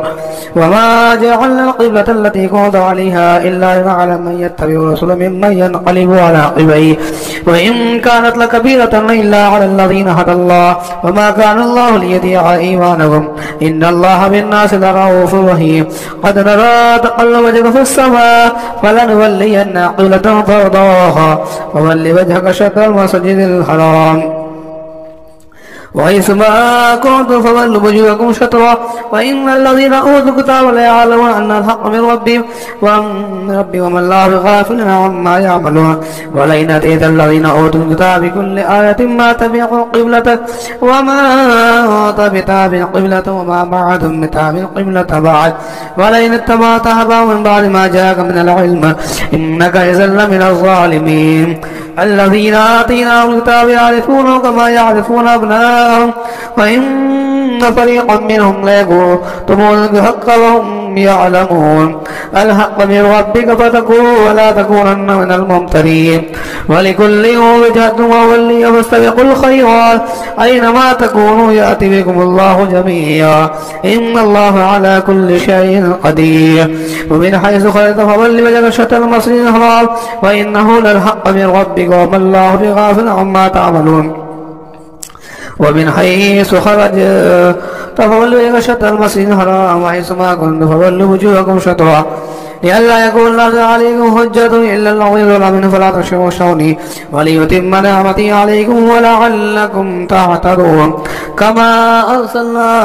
أرسلنا في رسولا منكم يتلو عليكم آياتنا ويزكيكم ويعلمكم الكتاب والحكمة ويعلمكم ما لم تكونوا تعلمون. فاذكروني أذكركم واشكروا لي ولا تكفرون. يا أيها الذين آمنوا استعينوا بالصبر والصلاة وإن الله مع الصابرين. ولا تقولوا لمن يقتل في سبيل الله أموات بل أحياء ولكن لا تشعرون ولنبلونكم بشيء من الخوف والجوع ونقص من الأموال والأنفس والثمرات وبشر الصابرين الذين إذا أصابتهم مصيبة قالوا إنا لله وإنا إليه راجعون أولئك عليهم صلوات من ربهم ورحمة وأولئك هم المهتدون إن الصفا والمروة من شعائر الله فمن حج البيت بإتمر فلا جناح عليه أن يطوف بهما ومن تطوع خيرا فإن الله شاكر عليم إن الذين يكتمون ما أنزلنا من البينات والهدى من بعد ما بيناه للناس الكتاب أولئك يلعنهم الله إلا الذين تابوا وأصلحوا وبينوا فأولئك يتوب عليهم والتواب الرحيم إن الذين كفروا وماتوا كفار أولئك عليهم لعنة الله والملائكة والناس أجمعين خالدين فيها لا يخفف عنهم العذاب ولا هم ينظرون وإلهكم إله واحد لا إله إلا هو الرحمن الرحيم إن في خلق السماوات والأرض واختلاف الليل والنهار والذي تجري في البحر بما ينفع الناس وما أنزل الله من السماء مما فأحيا به الأرض بعد موتها وصفيها من كل دابة وتصريف الرياح والسحاب المسخر بين السماء والأرض لآيات لقوم يعقلون ومن الناس من يتخذ من دون الله أندادا يحبونهم بالله والذين آمنوا أشد حبا لله ولو يرى الذين ظلموا إذ يرون العذاب أن قوة إلا جميعا وأن الله شديد العذاب استبرأ الذين اتبعوا من الذين اتبعوا بالعذاب وتقطعت بهم الأسباب وقال الذين اتبعوا لو أن لنا كرة فنتبرأ منهم كما تبرأوا منا كذلك يريهم الله أعمالهم حسرات عليهم وما هم بخارجين من النار يا أيها الناس كلوا مما في الأرض حلالا طيبا ولا تتبعوا خطوات الشيطان إنه لكم عدو مبين إنما يأمركم بالسوء والفحشاء وأن تقولوا على الله ما لا تعلمون وإذا قيل لهم اتبعوا ما أنزلنا قالوا بل نتبع ما ألفينا عليه آباءنا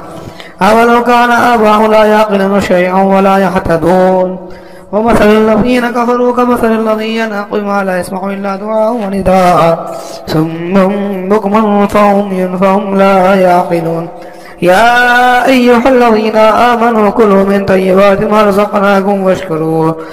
واشكروا لله إن كنتم إياه تعبدون إنما يحرم عليكم الميت والدم ولحم الخنزير وما أهل به لغير الله فمن يطع غير باغ ولا عاد فلا إثم عليه إن الله غفور رحيم إن الذين يكتبون ما أنزل الله من الكتاب يشترون به ثمنا قليلا أولئك ما يأكلون في بطون إلا النار ولا يكلم الله يوم القيامة ولا يزكيهم ولهم عذاب عليم أولئك الذين اشتروا الضلالة بالهدى والعذاب المغفرة فما أصبرهم على النار ذلك بأن الله نزل الكتاب بالحق وإن الذين اختلفوا في الكتاب في شقاق بعيد ليس البر أن تولوا وجوهكم إلى المشرق والمغرب ولكن البر من آمن بالله واليوم الآخر والملائكة والنبيين وآتى المال على حبه ذوي القربى واليتامى والمساكين وابن السبيل والسائلين وفي الرقاب وقاموا الصلاة وآتوا الزكاة والموفون بعهدهم إذا عاهدوا والصابرين في البأساء والضراء وحين البعث أولئك الذين صدقوا وأولئك هم المتقون يا أيها الذين آمنوا كتب عليكم القصاص في القتلى الحر بالحر والعبد بالعبد والأنثى بالأنثى فمن عفي له من أخيه شيء فاتباع بالمعروف وآتاء إليه بإحسان ذلك تخفيف من ربكم ورحمة فمن اعتدى بعد ذلك فله عذاب عليم ولكم في القصاص حياة يا أولي الألباب لعلكم تتقون كتب عليكم إذا حضر أحد الموت إن تأخذ وصية للأقربين بالمعروف حقا على المتقين فمن بدله بعد ما سمعه فإنما اسمه على الذين يبدلونه إن الله سميع عليم فمن خاف من موص جنفا أو إثما فلا إثم عليه إن الله غفور رحيم يا أيها الذين آمنوا كتب عليكم الصيام كما كتب على الذين من قبلكم من قبلكم لعلكم تتقون أياما معدودات ومن كان منكم مريضا أو به على منكم مريضا أو على سفر فعدة من أيام أخرى وللذين يطيقون فدية طعام مسكين فمن تطوع خيرا فهو خير الله وأن تصوموا خير لكم إن كنتم تعلمون شهر رمضان الذي أنزل فيه القرآن هدى للناس وبينات من الهدى والفرقان فمن شهد منكم الشهر فليصمه ومن كان مريضا أو على سفر فعدة من أيام أخرى يريد الله بكم اليسر ولا يريد بكم العسر ولتكملوا العدة ولتكبروا الله على ما هداكم ولعلكم تشكرون وإذا سألك عبادي عني فإني قريب أجيب دعوة الداعي إذا دعان فليستجيبوا لي وليؤمنوا بي لعلهم يرشدون أحل لكم ليلة الصيام الرفث إلى نسائكم هن لباس لكم وأنتم لباس لكم وأنتم لباس لهن علم الله أنكم كنتم تختارون وسوف تاب عليكم وعفى عنكم فالآن باشروهن وابتغوا ما كتب الله لكم وكلوا واشربوا حتى يتبين لكم الخيط الأبيض من الخيط الأسود من الفجر ثم أتموا الصيام إلى الليل ولا تباشروهن وأنتم عاكفون في المساجد تلك حدود الله ولا تقربوها كذلك يبين الله آياته للناس لعلهم يتقون ولا تأكلوا أموالكم بينكم بالباطل وتدلوا بها الحكام تأكلوا فريقا من أموال الناس بالإثم وأنتم تعلمون يسألونك عن الله قل هي مواقيت للناس والحج وليس البر أن تأتوا من ظهورها ولكن البر من اتقى وآتوا البيوت من أبوابها واتقوا الله لعلكم تفلحون وقاتلوا في سبيل الله الذين يقاتلونكم ولا تعتدوا إن الله لا يحب المعتدين واقتلوهم حيث ثقفتم واخرجوهم من حيث اخرجوكم والفتنة أشد من القتل ولا تقاتلوهم عند المسجد الحرام حتى يقاتلوكم فيه فإن قاتلوكم فاقتلوا كذلك جزاء الكافرين فإن انتهوا فإن الله غفور رحيم فقاتلوا حتى لا تكون فتنة ويكون الدين لله فإن انتهوا فلا عدوان إلا على الظالمين الشهر الحرام الشهر الحرام والحرمات قصاص فمن اعتدى عليكم فاعتدوا بمثل ما اعتدى عليه واتقوا الله واعلموا ان الله مع المتقين وانفقوا في سبيل الله ولا تلقوا بأيديكم الى التهلكة وأحسنوا إن الله يحب المحسنين وأتموا الحج والعمرة لله فإن وسعتم فما استيسر من الهدي ولا تحلقوا رؤوسكم حتى يبلغ الهدي محله فمن كان منكم مريضا أو به أذى من رأسه فدية من صيام أو صدقة أو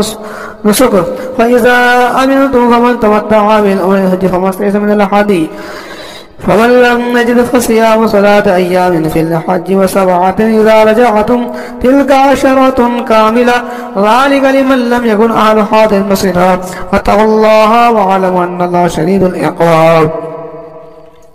الحج أشهر معلومات فمن فرض فيهن الحج فلا رفث ولا فسوق ولا جدال في الحج وما تفعلوا من خير يعلمه الله وتزودوا فإن خير الزاد التقوى واتقون يا أولي الألباب ليس عليكم جناح أن تبتغوا فضلا من ربكم فإذا أفضتم من عرفات فاذكروا الله عند المشعر واذكروا كما هداكم وإن كنتم من قبل لمن الضالين ثم أفيضوا من عرفات الناس واستغفر الله إن الله غفور رحيم فإذا علمتم مناسككم فاذكروا الله كذكركم آباءكم وأشد ذكرا ومن الناس من يقول ربنا آتنا في الدنيا وما له في الآخرة من خلاق ومنهم من يقول ربنا آتنا في الدنيا حسنة وفي الآخرة حسنة وقنا عذاب النار أولئك لهم نصيب مما كسبوا والله سريع الحساب واذكروا الله في أيام معدودات فمن تعجل في يوم فلا إثم عليه ومن تأخر فلا إثم عليه لمن اتقى فإن اتقى بعد البيوت من أبوابه واتقوا الله فمن اتقى في يوم فلا إثم عليه ومن تأخر فلا إثم عليه لمن اتقى واتقوا الله واعلموا أنكم إليه تحشرون ومن الناس من يعجل قوله في الحياة الدنيا ويشهد الله على ما في قلبه وهو علد الخصام وإذا تولى سعى في الأرض ليفسد فيها ويهلك الحرث والنسل والله لا يحب الفساد وإذا قيل له اتق الله خير الزبر فيصل فأصبه جهنم ولبئس المهاد. ومن الناس من يشري نفسه ابتغاء مرضات الله والله رؤوف بالعباد. يا أيها الذين آمنوا ادخلوا في السلم كافة ولا تتبعوا خطوات الشيطان إنه لكم عدو مبين. فإن زلتم بعد ما جاءكم فاعلموا أن الله عزيز حكيم. هل ينظرون إلا أن يأتوا الله في ظلل من الغمام والملائكة وقضي الأمر وإلى الله ترجع الأمور. صل بني إسرائيل كما آتينا من آية بينة ومن يبدل نعمة الله من بعد ما جاءت فإن الله شديد العقاب. زين للذين كفروا الحياة الدنيا أسخر من الذين آمنوا والذين اتقوا فوقهم يوم القيامة والله يرزق من يشاء بغير حساب. كان الناس أمة واحدة فبعث الله النبيين مبشرين ومنذرين وأنزل معهم الكتاب بالحق ليحكم الناس فيما اختلفوا فيه وما اختلف فيه الذين أوتوا من بعد ما جاءتهم بغيا بينهم فهدى الله الذين آمنوا لما اختلفوا فيه من الحق بإذنه والله يهدي من يشاء إلى صراط مستقيم. أم حصبتم أن تدخلوا الجنة ولما يأتكم مثل الذين خلوا من قبلكم مستهم البأساء والضراء وزلزلوا حتى يقول الرسول والذين آمنوا معه متى نصر الله ألا إن نصر الله قريب. يسألونك ماذا ينفقون قل ما أنفقتم من خير فللوالدين واليتامى والأقربين واليتامى والمساكين وابن السبيل وما تفعلوا من خير فإن الله به عليم. كتب عليكم القتال وكره لكم وعسى أن تكرهوا شيئا وهو خير لكم وعسى أن تحبوا شيئا وهو شر لكم والله يعلم وأنتم لا تعلمون. يسألونك عن الشهر عن قتال فيه قل قتال فيه كبير وصد عن سبيل الله كفر به والمسيح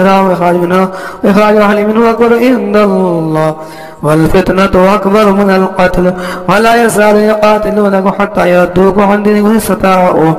ومن يرتد منكم عن دينه فيمت وهو كافر ولا يحبط أعماله في الدنيا والآخرة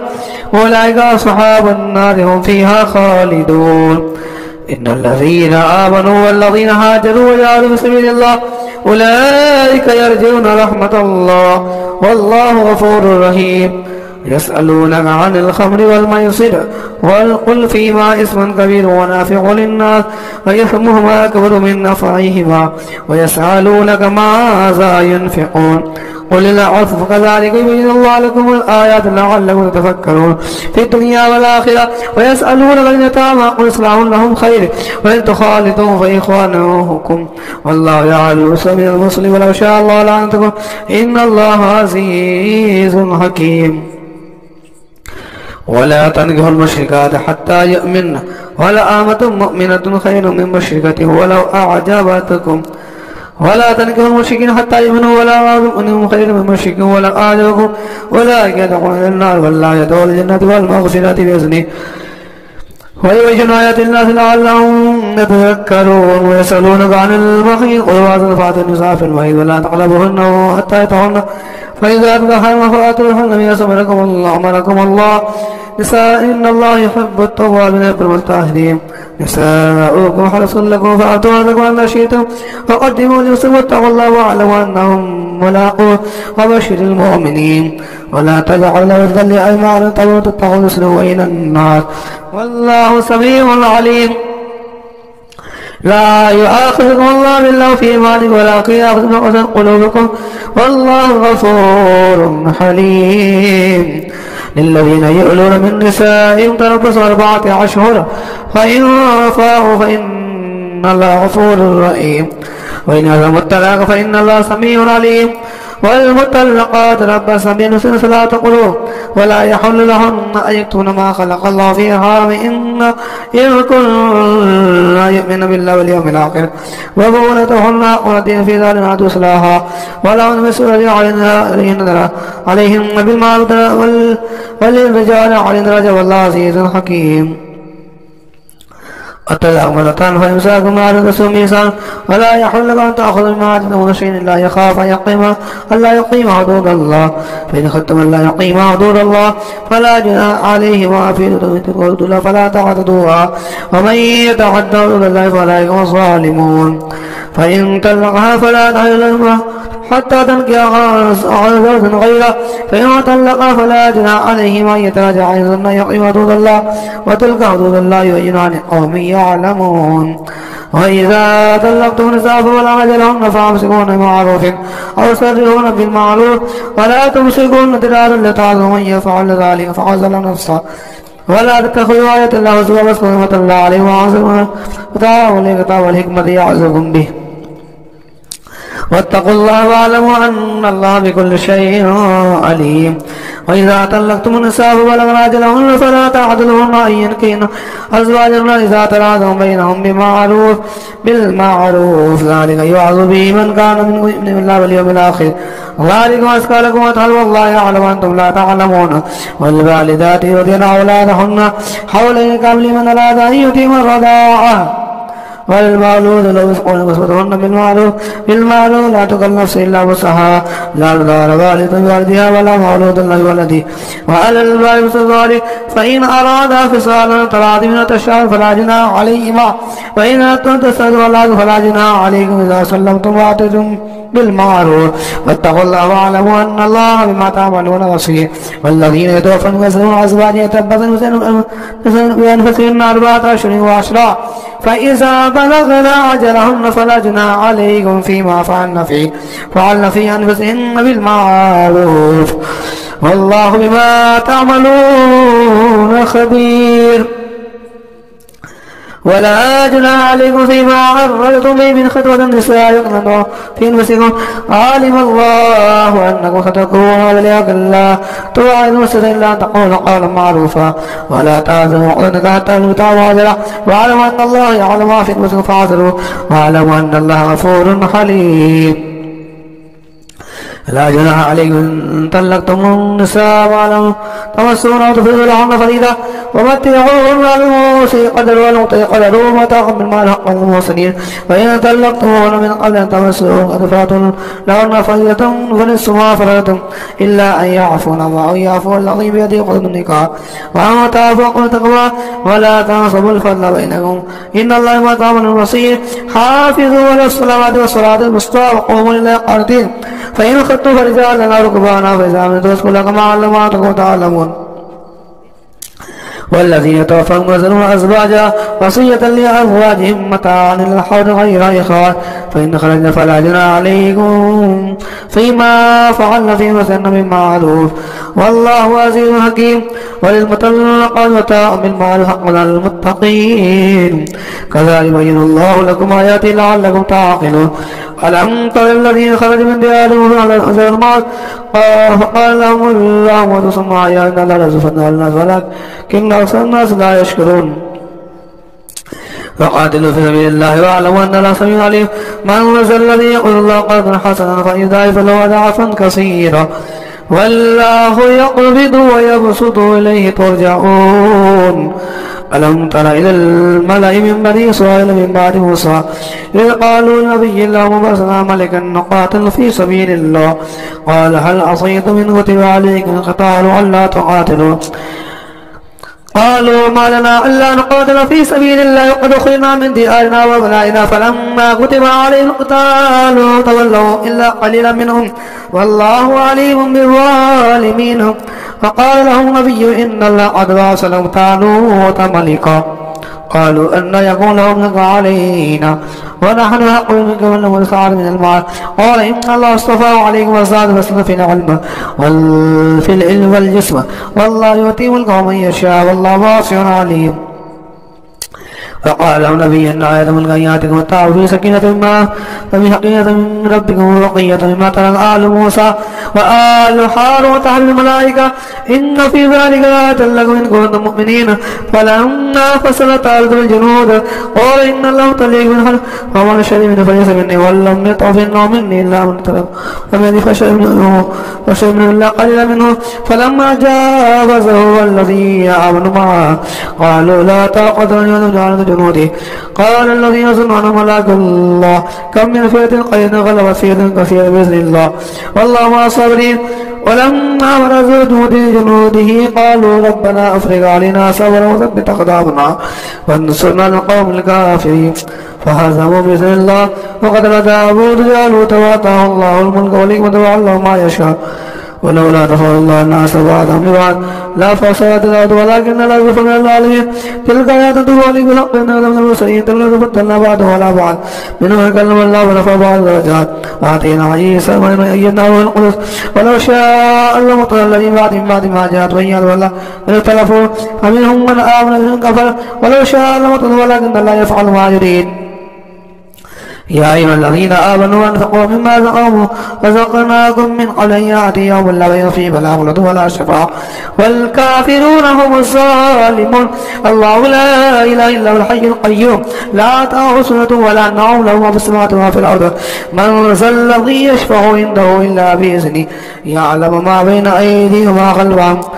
ولا يحيطون بشيء من علمه إلا بما شاء وسع كرسيه السماوات والأرض ولا يؤوده حفظهما وهو العلي العظيم لا إكراه في الدين قد تبين الرشد من الغي من يكفر بالطاغوت ويؤمن بالله وقد استمسك بالقربة الوثقى الانفصام لها والله سميع عليم الله ولي الذين آمنوا يخرجون من الظلمات إلى النور والذين كفروا أولياءهم الطاغوت يخرجون من الظلمات يخرجون من النور إلى الظلمات أولئك أصحاب النار هم فيها خالدون ألم تر الذين آتوا في ربنا آتاه الله الملك إذ قال يا ربي الذي يحيي ويميت قال أنا أحيي وأميت قال إبراهيم فإن الله يأتي بالشمس من المشرق فأت بها من المغرب فبهت الذي كفر والله لا يهدي القوم الظالمين أو كالذي مر على قرية ويخيط على عروشها قال أنى يحيي هذه إلا بعد موتها فأماته الله 100 عام ثم بعث قال كم لبثت قال لبثت يوما أو بعد يوم قال بل لبثت 100 عام فانظر إلى طعامك وشرابك لا تسنى وانظر إلى حمارك وإن جعلك آية للناس وانظر إلى العظام كيف ننشزها ثم نكسوها لحما فلما تبين له قال أعلم أن الله على كل شيء قدير وإذ قال إبراهيم ربي أرني كيف تحيي الموتى قال أولم تؤمن قال بلى ولكن ليطمئن قلبي قال فخذ 4 من الطير فصرنا إليك ثم اجعل على كل جبل منهن جزعا ثم يأتينا صاعا واعلم أن الله عزيز حكيم مثل الذين ينفقون أموالهم في سبيل الله كمثل حبة أنبتت سنابل في كل سنبلة 100 حبة والله يضاعف لمن يشاء والله واسع عليم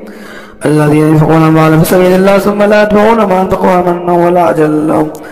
أجر عند ربي ولا خوف عليهم ولا هم يحزنون قول معروف مغفرة خير من صدقة يتوضأ والله غفور حليم يا أيها الذين آمنوا لا تبطلوا صدقات بالمن والأذى كالذي ينفق ماله رياء الناس ولا يؤمن بالله واليوم الآخر فمثله كمثل صفوان تراب أصابه وتركه صلدا لا يقدرون على شيء مما كسبوا والله لا يهدي القوم الكافرين ومثل الذين ينفقون أموالهم وابتغاء مرضات الله تثبيتا من أنفسهم كمثل جنة بربوة أصابها الفاتحة كل عدسين فإن لم يصبها وابل فتل والله بما تعملون بصير أيود أحدكم أن تكون له جنة من نخيل وأعناب تجري من تحتها الأنهار له فيها من كل الثمرات وأصاب الكبر له ذرية ضعفاء وأصاب إيثار في نار فاحترقت كذلك يبين الله لكم الآيات لعلكم تتفكرون يا أيها الذين آمنوا أنفقوا من طيبات ما كسبتم ما أخذنا لكم من الأرض ولا تيمموا الخبيث منه تنفقون لستم بآخذه إلا أن تغمضوا فيه واعلموا أن الله غني حميد الشيطان يعيدكم فقرا يأمركم بالفحشاء والله يعيدكم مغفرة من فضله والله واسع عليم يؤتي الحكمة من يشاء ومن يؤتي الفقر يؤتي خيرا كثيرا وما يذكر إلا أولو الألباب وما أنفقتم من نفقة أو نذرتم من نذر فإن الله يعلمه وما للظالمين من أنصار إن تبدوا الصدقات فنعم ما هي وقل إن تخفوها أو تؤتوا الفقراء فهو خير لكم وإن يكفر عنكم منكم سيئا من سيئاتكم والله ما تعملون خبير ليس عليكم وتعالى ولكن الله يهدي من يشاء وما تنفقوا من خير فلنفسكم وما تنفقوا إلا ابتغاء وجه الله وما تنفقوا من خير فيوفى إليكم وأنتم لا تظلمون للفقراء الذين أوصلوا في سبيل الله لا يستطيعون دعوة في الأرض يحسبهم الجاهل الأغنياء من التعفف تعرف بسيماهم لا يصلون الناس إلا حافا وما تنفقوا من خير فإن الله به عليم الذين ينفقون أموالهم بالليل والنهار سرا وعلانية فلهم أجر عند ربهم ولا خوف عليهم ولا هم يحزنون الذين يأكلون الربا لا يقومون إلا كما يقوم الذي يتخبطه الشيطان من المس ذلك بأنهم قالوا إنما البيع مثل الربا وحل الله البيع وحرم الربا ومن جاء موعظة من ربه فانتهى فله ما سلف وأمره إلى الله ومن عاد فلا يصحب النار هم فيها خالدون يمحق الله الربا ويربي الصدقات والله لا يحب كل كفار عصيم إن الذين آمنوا بالصالحات وأقاموا الصلاة وآتوا الزكاة وأجروا عند ربهم ولا خوف عليهم ولا هم يحزنون يا أيها الذين آمنوا اتقوا الله وذروا ما بقي من الربا إن كنتم مؤمنين فإن لم تفعلوا فأذنوا بحرب من الله ورسوله وإن تبتم فلكم رؤوس أموالكم لا تظلمون ولا تظلمون وإن كان ذو فنزوا إلى ميسرة وأن استدعوا خير لكم إن كنتم تعلمون واتقوا يوما ترجعون فيه إلى الله ثم توفى كل نفس ما كسبت لا يظلمون يا أيها الذين آمنوا إذا تداينتم من إلى أجل مسمى فاكتبوه وليكتب بينكم كاتب بالعدل ولا يأب كاتب أن يكتب كما علم الله فليكتب وليملل الذي عليه الحق ويتق الله ربه ولا يبخس منه شيئا إن كان الذي عليه الحق صفيا أو ضعيفا ولا يستطيع يمل فليملل بالعدل واستشهدوا شهيدين من رجالكم فإن لم يكونا رجلين فرجل وامرأة ممن ترضون من الشهداء إن تضل إحداهما فتذكر إحداهما الأخرى ولا يعلم الشهداء إذا ماتوا ولا تسبوا أن تتبعوا صغيرا أو كبيرا إلى أجله ذلك فإن الله يقول الشهادة ودنا ولا تأتوا إلا أن تغطيا فليه هذا تدرونه وإنه فليس لنا ألا تبوا وأشهدوا ذات وإذا تبايعتم ولا داركات ولا شهيد وإن تفعلوا فإنه فسوق بكم واتقوا الله ويعلمكم الله والله بكل شيء عليم وإن كنتم على سفر وتجدوا قاتلا فرهان مقبوضا فإن أمن بعضكم بعض فليؤدوا الذي أمانته تؤمن أمانته وليتقوا الله ربه ولا يكتم الشهر ويكتم عاصم قلبه فإنه آثم قلبه والله ما تعملون لله ما في السماوات وما في الأرض وإن تبدوا ما فيكم ثم تخفوا يعصم به الله فيغفر من يشاء ويعز من يشاء